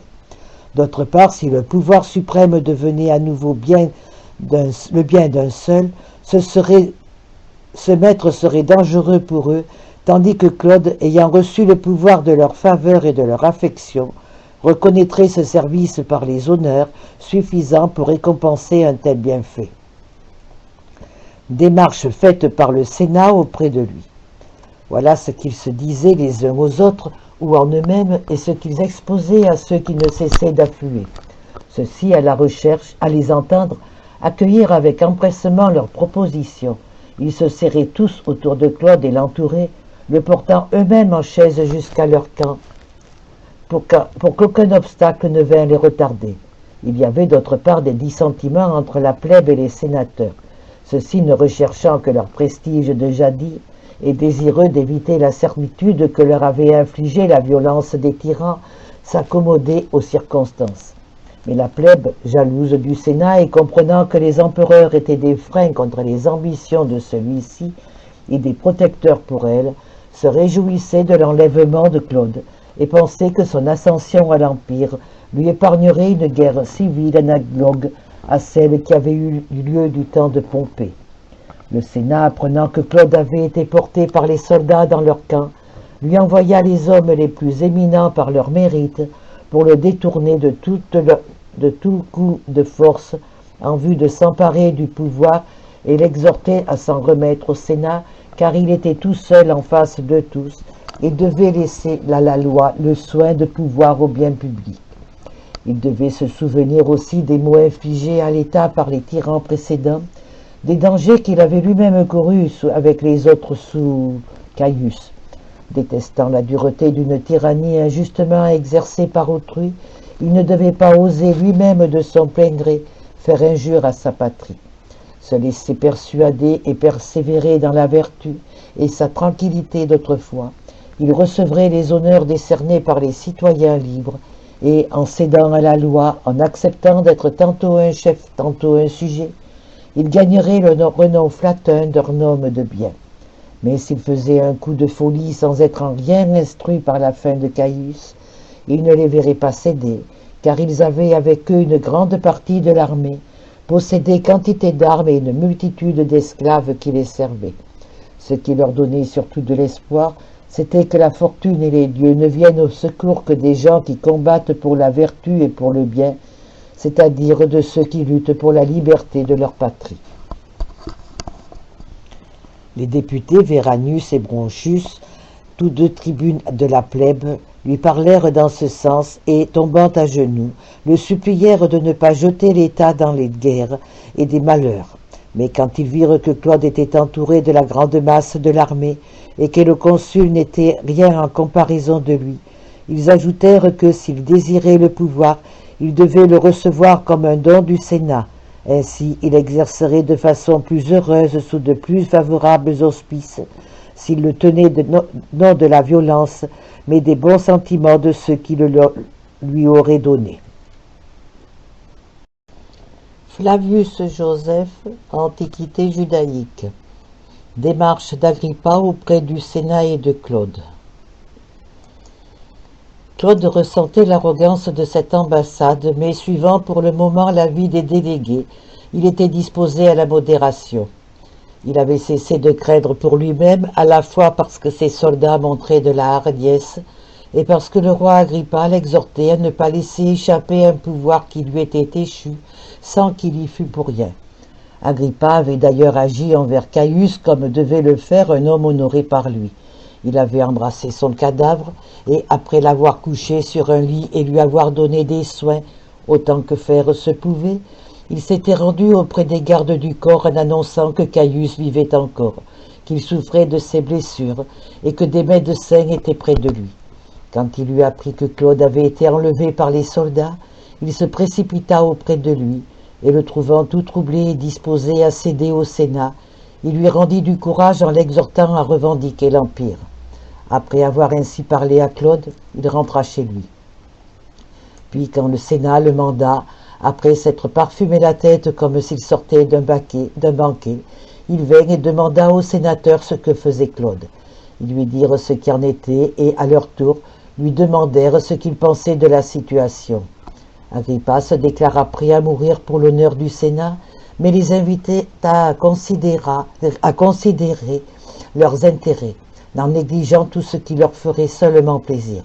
En effet, prétendant au pouvoir, les sénateurs avaient besoin d'armes et de soldats pour les défendre, s'ils ne voulaient pas échouer faute de soutien. Les sénateurs lui répondirent qu'ils avaient des armes en quantité, qu'ils apporteraient de l'argent, et que, en plus de l'armée qu'ils avaient déjà réunie, ils en organiseraient une autre en affranchissant des esclaves. Puissiez-vous, sénateurs, répondit aussitôt Agrippa, obtenir tout ce que vous désirez. Mais je dois vous parler sans hésiter, parce que mes paroles tendent à votre salut. Sachez donc que l'armée qui combattra pour Claude est exercée à se battre depuis fort longtemps, tandis que la nôtre sera un ramassis de gens délivrés de l'esclavage contre leur attente, et qu'elle sera donc difficile à commander. Nous lutterons contre des hommes expérimentés, en poussant au combat des gens qui ne savent même pas tirer l'épée. Je crois donc qu'il faut envoyer à Claude pour conseiller de déposer le pouvoir, et je suis prêt à me charger de cette mission. Voilà comment il parla, et ayant obtenu l'assentiment unanime, il fut délégué avec d'autres. Il exposa cela seul à Claude le trouble du Sénat et lui suggéra une réponse assez impériale, conforme à sa dignité et à sa puissance. Claude déclara donc qu'il ne s'étonnait pas du chagrin qu'éprouvait le Sénat d'être soumis à un empereur, parce qu'il avait été accablé par la cruauté des empereurs précédents, mais que, soucieux de l'équité, il ferait goûter aux sénateurs un régime plus modéré, que le pouvoir lui appartiendrait seulement de nom, et qu'en fait il le partagerait avec tous. Il avait traversé sous leurs yeux des périls nombreux et variés, et méritait qu'on ne se défiât pas de lui. Après s'être laissé séduire par de telles paroles, les envoyés furent congédiés, puis Claude rassembla l'armée et la harangua. Il reçut le serment de fidélité à sa personne, il donna à ses gardes du corps 5000 drachmes par tête, et à leur chair une somme proportionnelle, et promit de traiter de même le reste de ses armées en tout lieu. Les troupes du Sénat passent à Claude. Les consuls convoquèrent le Sénat au temple de Jupiter vainqueur. Il faisait encore nuit. Les sénateurs, les uns se cachaient dans Rome, pleins d'inquiétude en apprenant ces nouvelles. Les autres s'étaient enfuis vers leurs propriétés de la campagne pour attendre les événements, car ils désespéraient d'obtenir la liberté et aimaient bien mieux, dans un esclavage exempt de péril, mener une vie oisive et sans peine, que de payer la gloire d'être dignes de leur père en courant les risques pour leur salut. Cependant, il y en eut 100 au plus qui se réunirent et ils délibéraient de la situation présente, quand soudain s'éleva une clameur poussée par les troupes groupées autour d'eux. Elles invitaient le Sénat à choisir un souverain absolu et à ne pas perdre l'Empire en divisant le pouvoir entre plusieurs chefs, affirmant ainsi que ce n'était pas à tous, mais à un seul que le pouvoir devait être remis. Il confiait aux sénateurs le soin de voir qui était digne d'une telle autorité. Aussi le Sénat fut-il encore bien plus tiraillé par l'inquiétude, échouant dans son orgueilleuse tentative de république et redoutant Claude. Néanmoins, il y avait des hommes qui visaient à l'Empire en raison de la noblesse de leur naissance ou de leur alliance.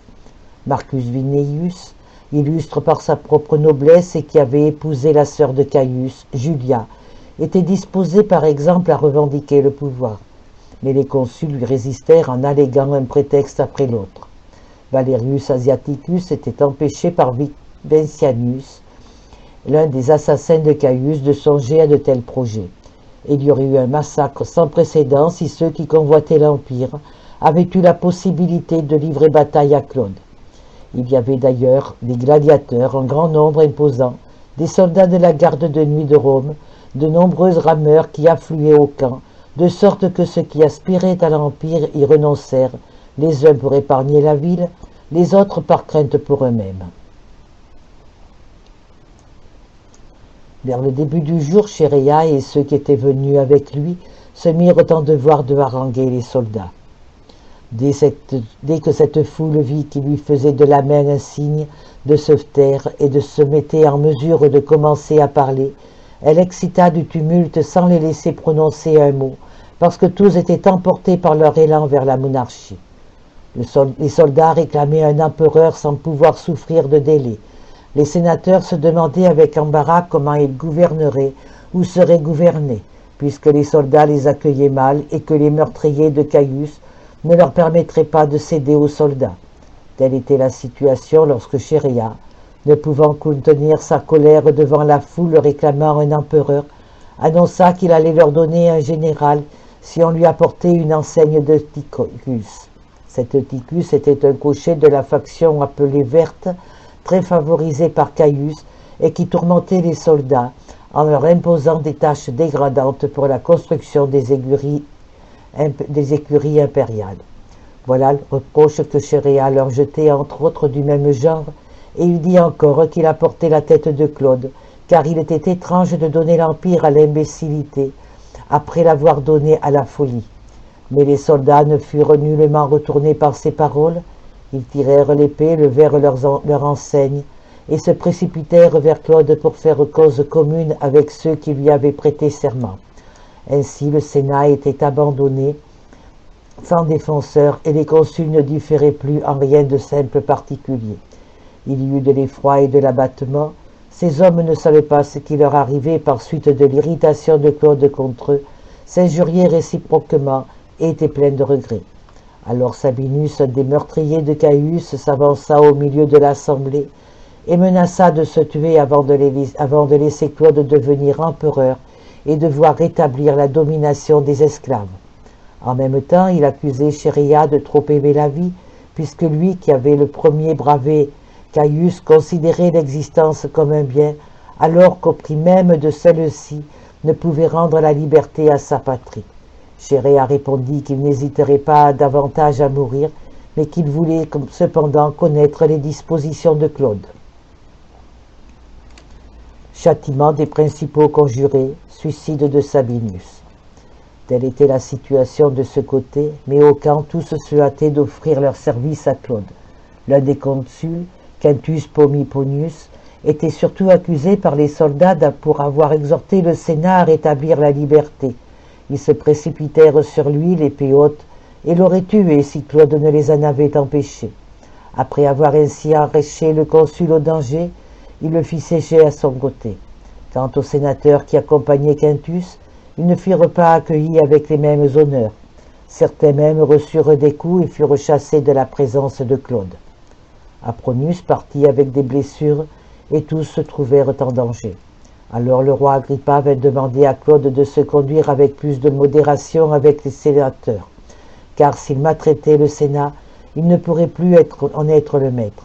Claude fut persuadé par lui, et convoqua le Sénat au Palatin, où il se fit porter en traversant la ville, escorté par l'armée au milieu des excès de la plèbe.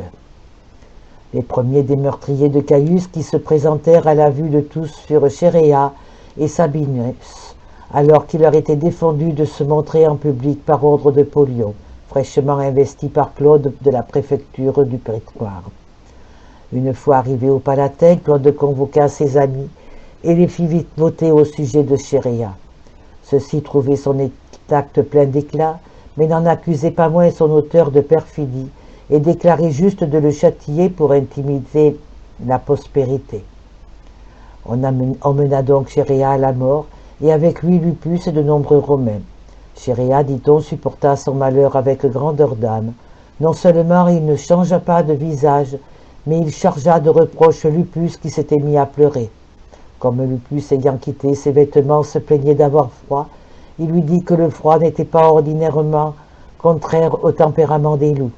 Une grande foule de gens les suivit pour voir le spectacle. Quand Chéréa arriva au milieu du supplice, il demanda aux soldats s'il était entraîné au massacre ou si c'était la première fois qu'il tirait l'épée. Il fit alors apporter celle dont lui-même avait percé Caius. Il eut le bonheur de mourir du premier coup, mais Lupus ne mourut pas si facilement par suite de sa lâcheté. Il reçut plusieurs coups pour avoir tendu sa gorge avec trop d'hésitation. Quelques jours après, lors des sacrifices expiatoires offerts aux mânes, le peuple romain faisant des offrandes à ses morts, honora aussi Chéréa avec des parts de victimes jetées dans le feu, en le priant de lui être propice et de ne pas manifester de rancune pour l'ingratitude qu'on avait eue à son égard. Telle fut la fin de Chéréa. Quant à Sabinus, non seulement il fut absous par Claude de l'accusation portée contre lui, mais encore il fut investi à nouveau des fonctions qu'il remplissait. Pourtant, il considéra comme injuste de trahir la foi donnée à ses complices et se tua en se jetant sur une épée qui s'enfonça jusqu'à la garde dans son corps. Flavius Joseph, Antiquité judaïque, livre 19, chapitre 6. Retour d'Agrippa en Judée. En adressant ses édits à Alexandrie et à tout l'univers, l'empereur Claude montra ses dispositions envers les Juifs. Aussitôt après, il envoya avec les plus grands honneurs Agrippa reprendre possession de son royaume et manda par lettre au gouverneur et au procurateur de lui faire bon accueil. Agrippa, comme il est naturel pour qui revient avec une fortune meilleure, se hâta de rentrer. Arrivé à Jérusalem, il émola des victimes en action de grâce sans oublier aucune prescription de la loi.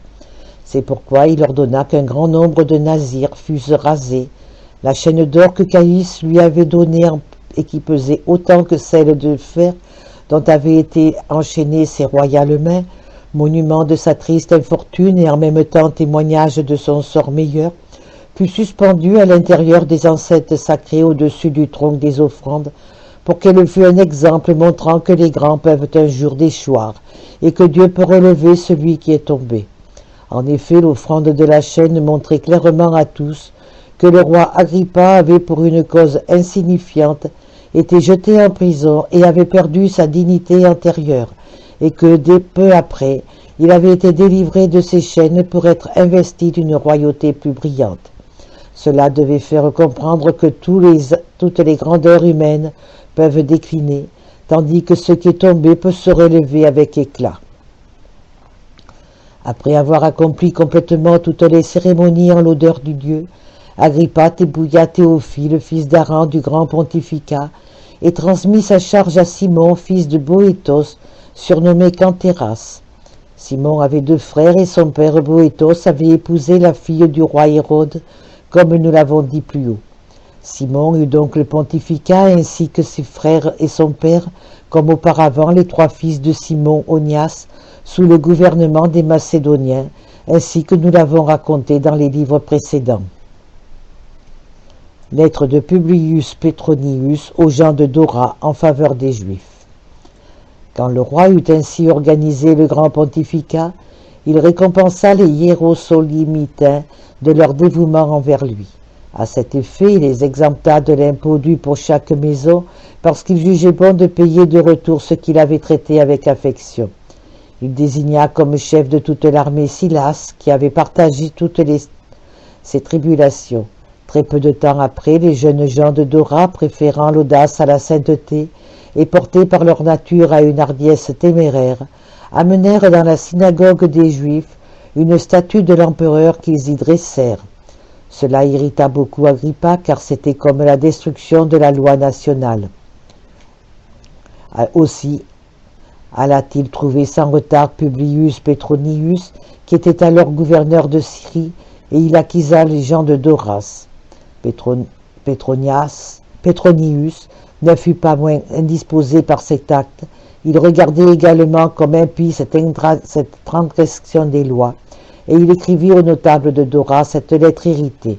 Publius Petrinus, légat de Claudius César Augustus Germanicus, au notable de Dora. Quelques-uns d'entre vous ont eu une audace assez insensée pour ne pas respecter l'édit de Claudius César Augustus Germanicus, qui permet aux Juifs d'observer leur loi nationale. Ils ont fait tout le contraire en empêchant les Juifs de se réunir dans leur synagogue par l'érection de la statue de l'empereur, violant ainsi la loi, non simplement à l'égard des Juifs, mais de l'empereur dont il vaut mieux élever la statue dans son propre temple que dans un autre, et surtout en pleine synagogue, car il est conforme à la justice naturelle que chacun soit maître dans le lieu qui lui appartient, selon la décision de l'empereur. Il serait ridicule de rappeler ma propre décision après l'édit impérial permettant aux Juifs de vivre selon leurs coutumes particulières et ordonnant en sus qu'ils aient des droits civiques égaux à ceux des Grecs. Ceux qui ont ainsi osé contrevenir à l'édit de l'empereur ont excité même l'indignation de ceux qui paraissent être leurs chefs, puisque ceux-ci les désavouent en déclarant que l'acte ne vient pas de leur propre inspiration, mais résulte d'une manifestation populaire. J'ordonne donc que ces gens me soient amenés par le centurion Proculus Vitellius, afin de rendre compte de leur conduite, et j'invite les premiers magistrats, s'ils ne veulent pas passer pour avoir inspiré eux-mêmes cette injustice, à dénoncer les coupables au centurion, en s'opposant à toute tentative de sédition ou de bagarre, car c'est à quoi il me semble visé par de tels actes. J'ai en effet, comme le roi Agrippa, mon très cher ami, le plus grand souci que le peuple juif ne saisisse cette occasion de se rassembler sous prétexte de se défendre et ne se laisse aller à un acte de désespoir. Afin qu'on connaisse encore mieux la pensée de l'empereur sur toute l'affaire, j'ai joint à ceci ces édits publiés à Alexandrie, qui, bien que paraissant déjà connus de tous, ont été lus devant mon tribunal par mon très cher ami le roi Agrippa, lorsqu'il a plaidé en faveur du maintien aux Juifs des bienfaits d'Auguste. J'ordonne donc qu'à l'avenir vous ne cherchiez plus aucune occasion de sédition ni de trouble, et que chacun puisse suivre son culte national. Telles furent les mesures de précaution prises par Petronius pour redresser les inégalités déjà commises, et pour empêcher que rien d'analogue ne survînt plus tard.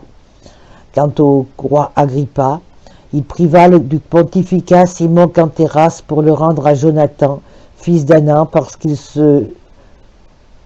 qu'il le reconnaissait plus digne de cette charge.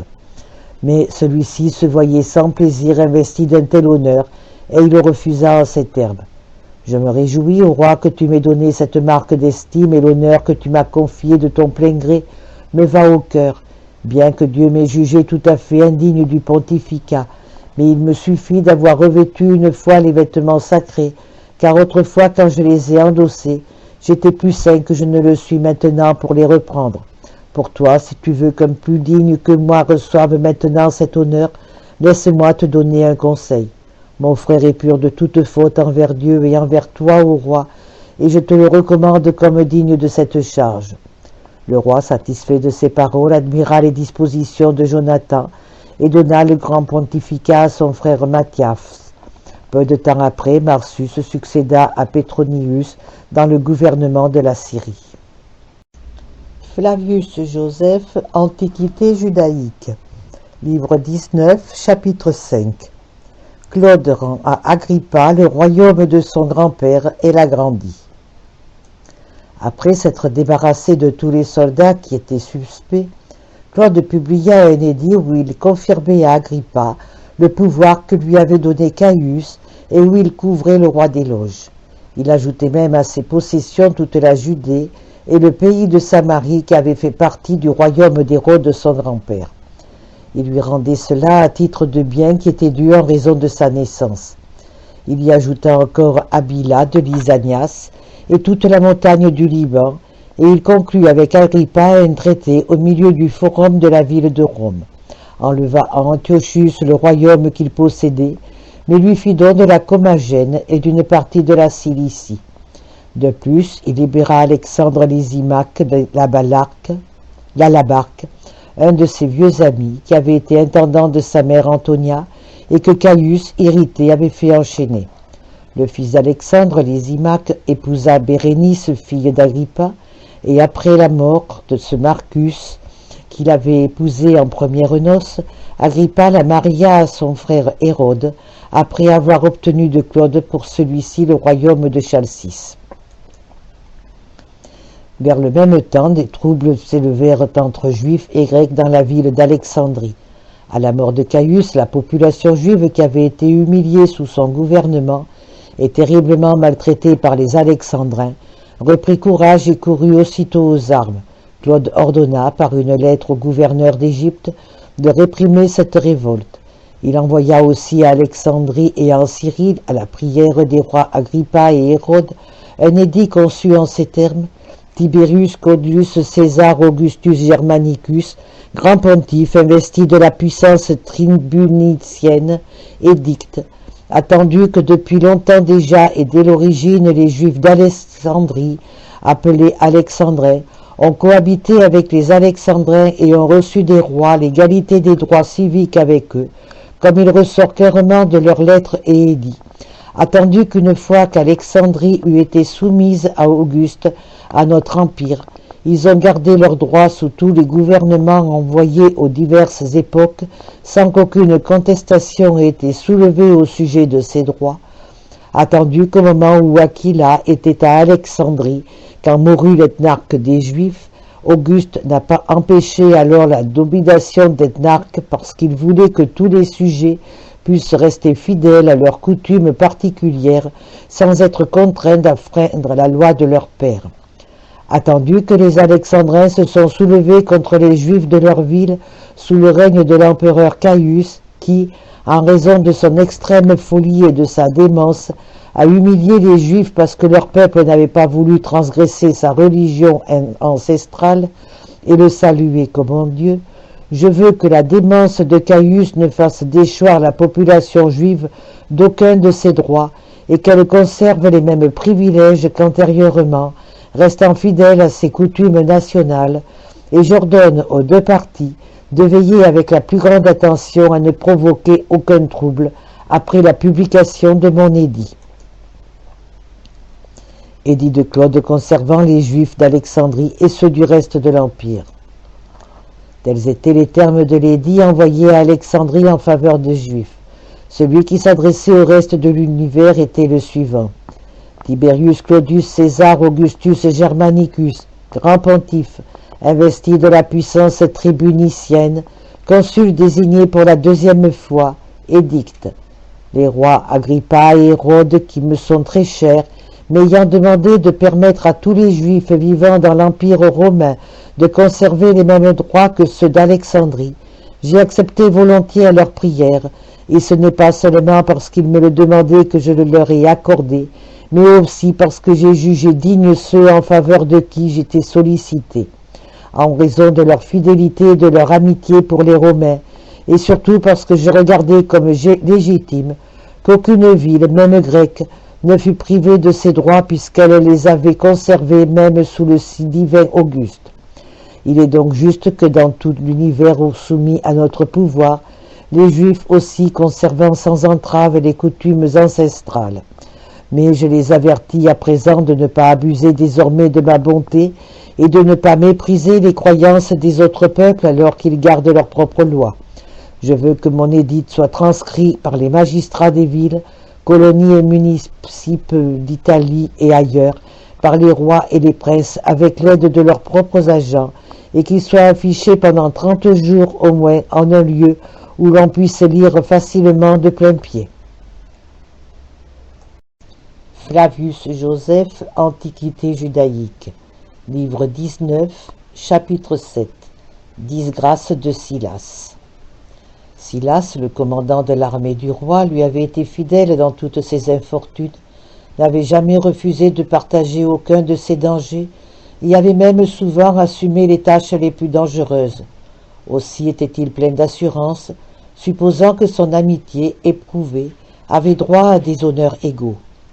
Il ne le cédait donc absolument en rien au roi, usait d'une complète liberté de langage dans tous leurs entretiens, se montrait insolent dans leurs colloques familiers, se faisait valoir immodérément et rappelait fréquemment au roi ses infortunes pour attester le zèle qu'il avait montré jadis.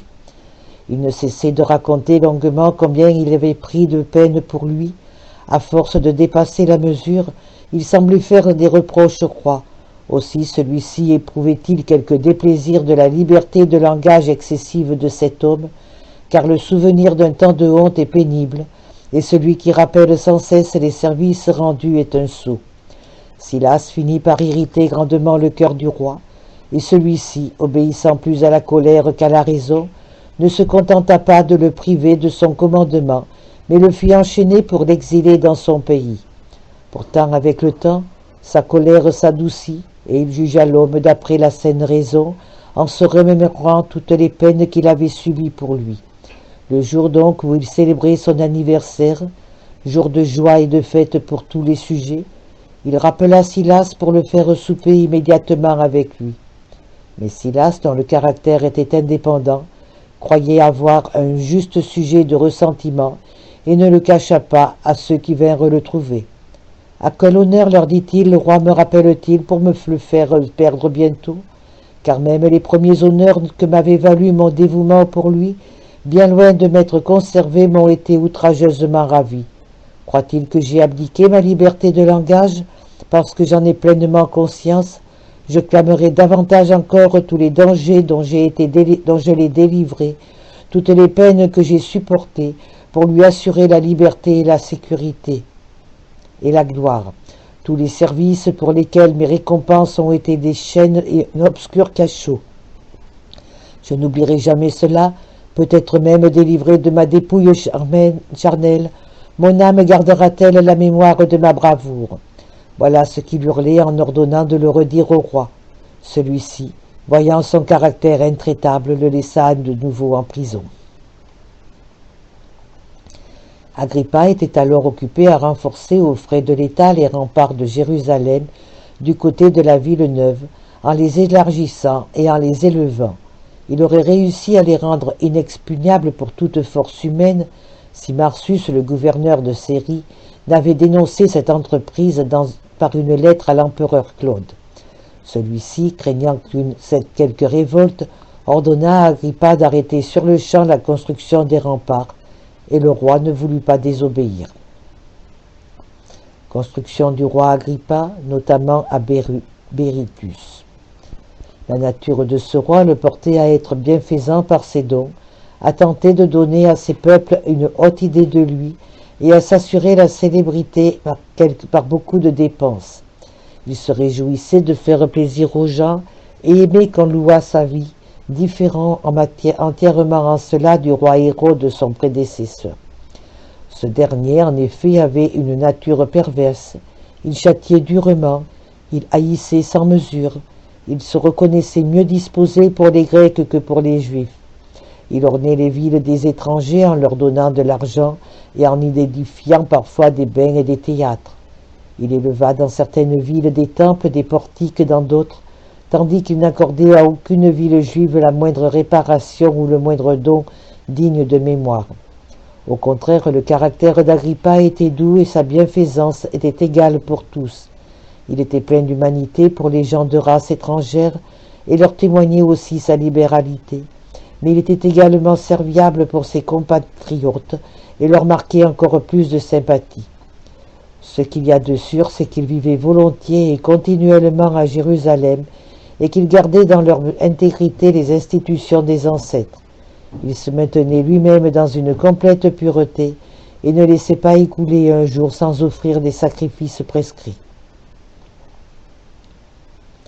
Or, il arriva qu'un natif de Jérusalem, appelé Simon, qui avait la réputation de connaître avec exactitude les lois, convoqua la foule à une assemblée, alors que le roi était parti pour Césarée, et osa l'accuser d'être impur et de mériter de se voir chassé du temple, dont l'accès n'est permis qu'aux gens du pays. Une lettre du préfet de la ville fit connaître au roi que Simon avait ainsi harangué le peuple.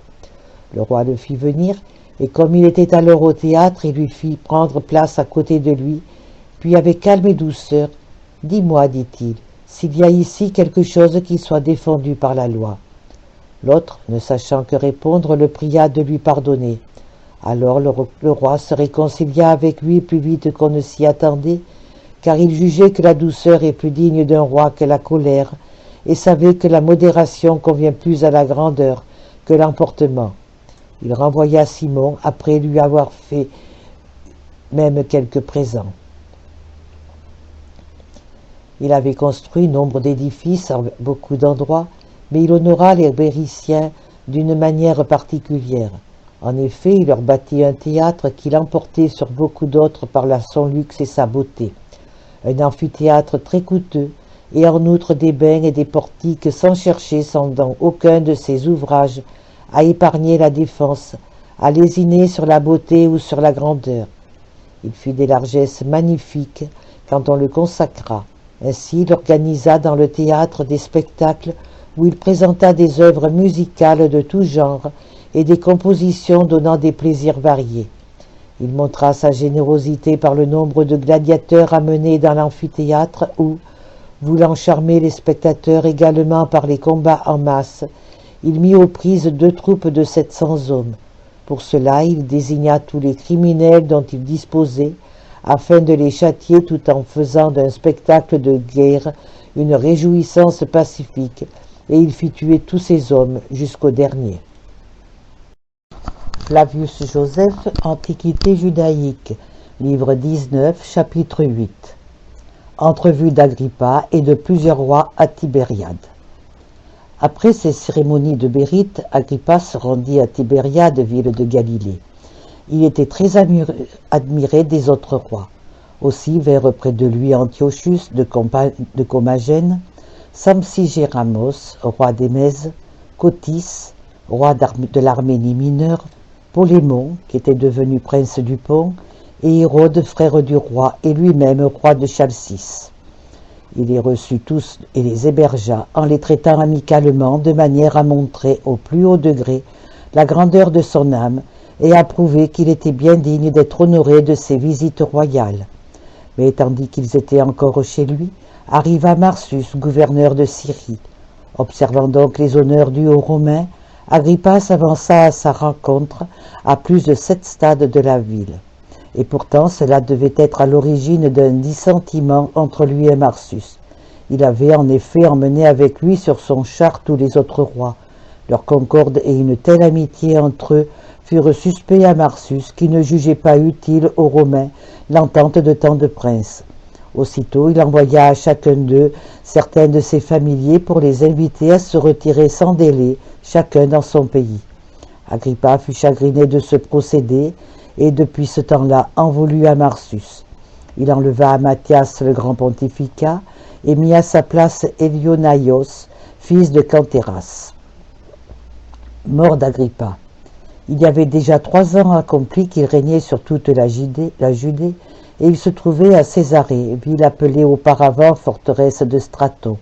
Il y donna des spectacles en l'honneur de l'empereur, sachant que ces jours de fête étaient institués pour le salut de celui-ci. Autour de lui, il avait réuni en foule les dignitaires des gens les plus en vue de la province. Le second jour des spectacles, revêtu d'une robe toute faite d'argent et admirablement tissée, il entra au théâtre au lever du jour. Là, au premier feu des rayons du soleil, l'argent reluisait et resplendissait merveilleusement, étincelant d'une manière terrible et même effrayante pour les gens qui y fixaient leur regard. Aussitôt, les flatteurs poussaient de tous côtés des acclamations qui n'étaient même pas bonnes pour Agrippa en le qualifiant de Dieu. « Puisses-tu nous être propice, ajoutait-il, bien que nous ne t'ayons révéré jusqu'ici que comme un homme, désormais nous reconnaissons que tu es au-dessus de la nature humaine. » Le roi ne réprima pas leurs propos et ne repoussa pas leurs flatteries impies. Mais peu après, levant la tête, il vit au-dessus de lui un hibou perché sur un câble. Comprenant aussitôt qu'il lui annonçait des malheurs comme il lui avait jadis annoncé le bonheur, il eut le cœur serré d'affliction. Il fut saisi d'une subite douleur d'intestin qui, dès le début, fut extrêmement vive. S'élançant donc vers ses amis, « Moi, votre Dieu, dit-il, je suis déjà obligé de quitter la vie qu'elle a destinée à immédiatement convaincu de mensonges les paroles que vous venez de prononcer à mon sujet, et moi que vous avez appelé immortel, je suis déjà entraîné vers la mort. Mais il convient d'accueillir la destinée comme Dieu l'a voulu. En effet, je n'ai jamais vécu d'une façon méprisable, mais dans une éclatante félicité. » Tout en disant cela, il était fort torturé par la violence du mal. Il se fit donc porter en hâte au palais, et le bruit se répandit partout qu'il allait bientôt mourir. Aussitôt la populace, les femmes et les enfants, vêtus de cilices selon la coutume nationale, se mirent à prier Dieu pour le roi. Tout était plein de gémissements et de lamentations. Le roi, couché sur une terrasse élevée, les voyait tous de là-haut prosterner la tête contre terre, et ne pouvait lui-même s'empêcher de pleurer. Après avoir été éprouvé sans arrêt pendant 5 jours par ses douleurs abdominales, il quitta la vie à l'âge de 53 ans, passé et dans la 7e année de son règne.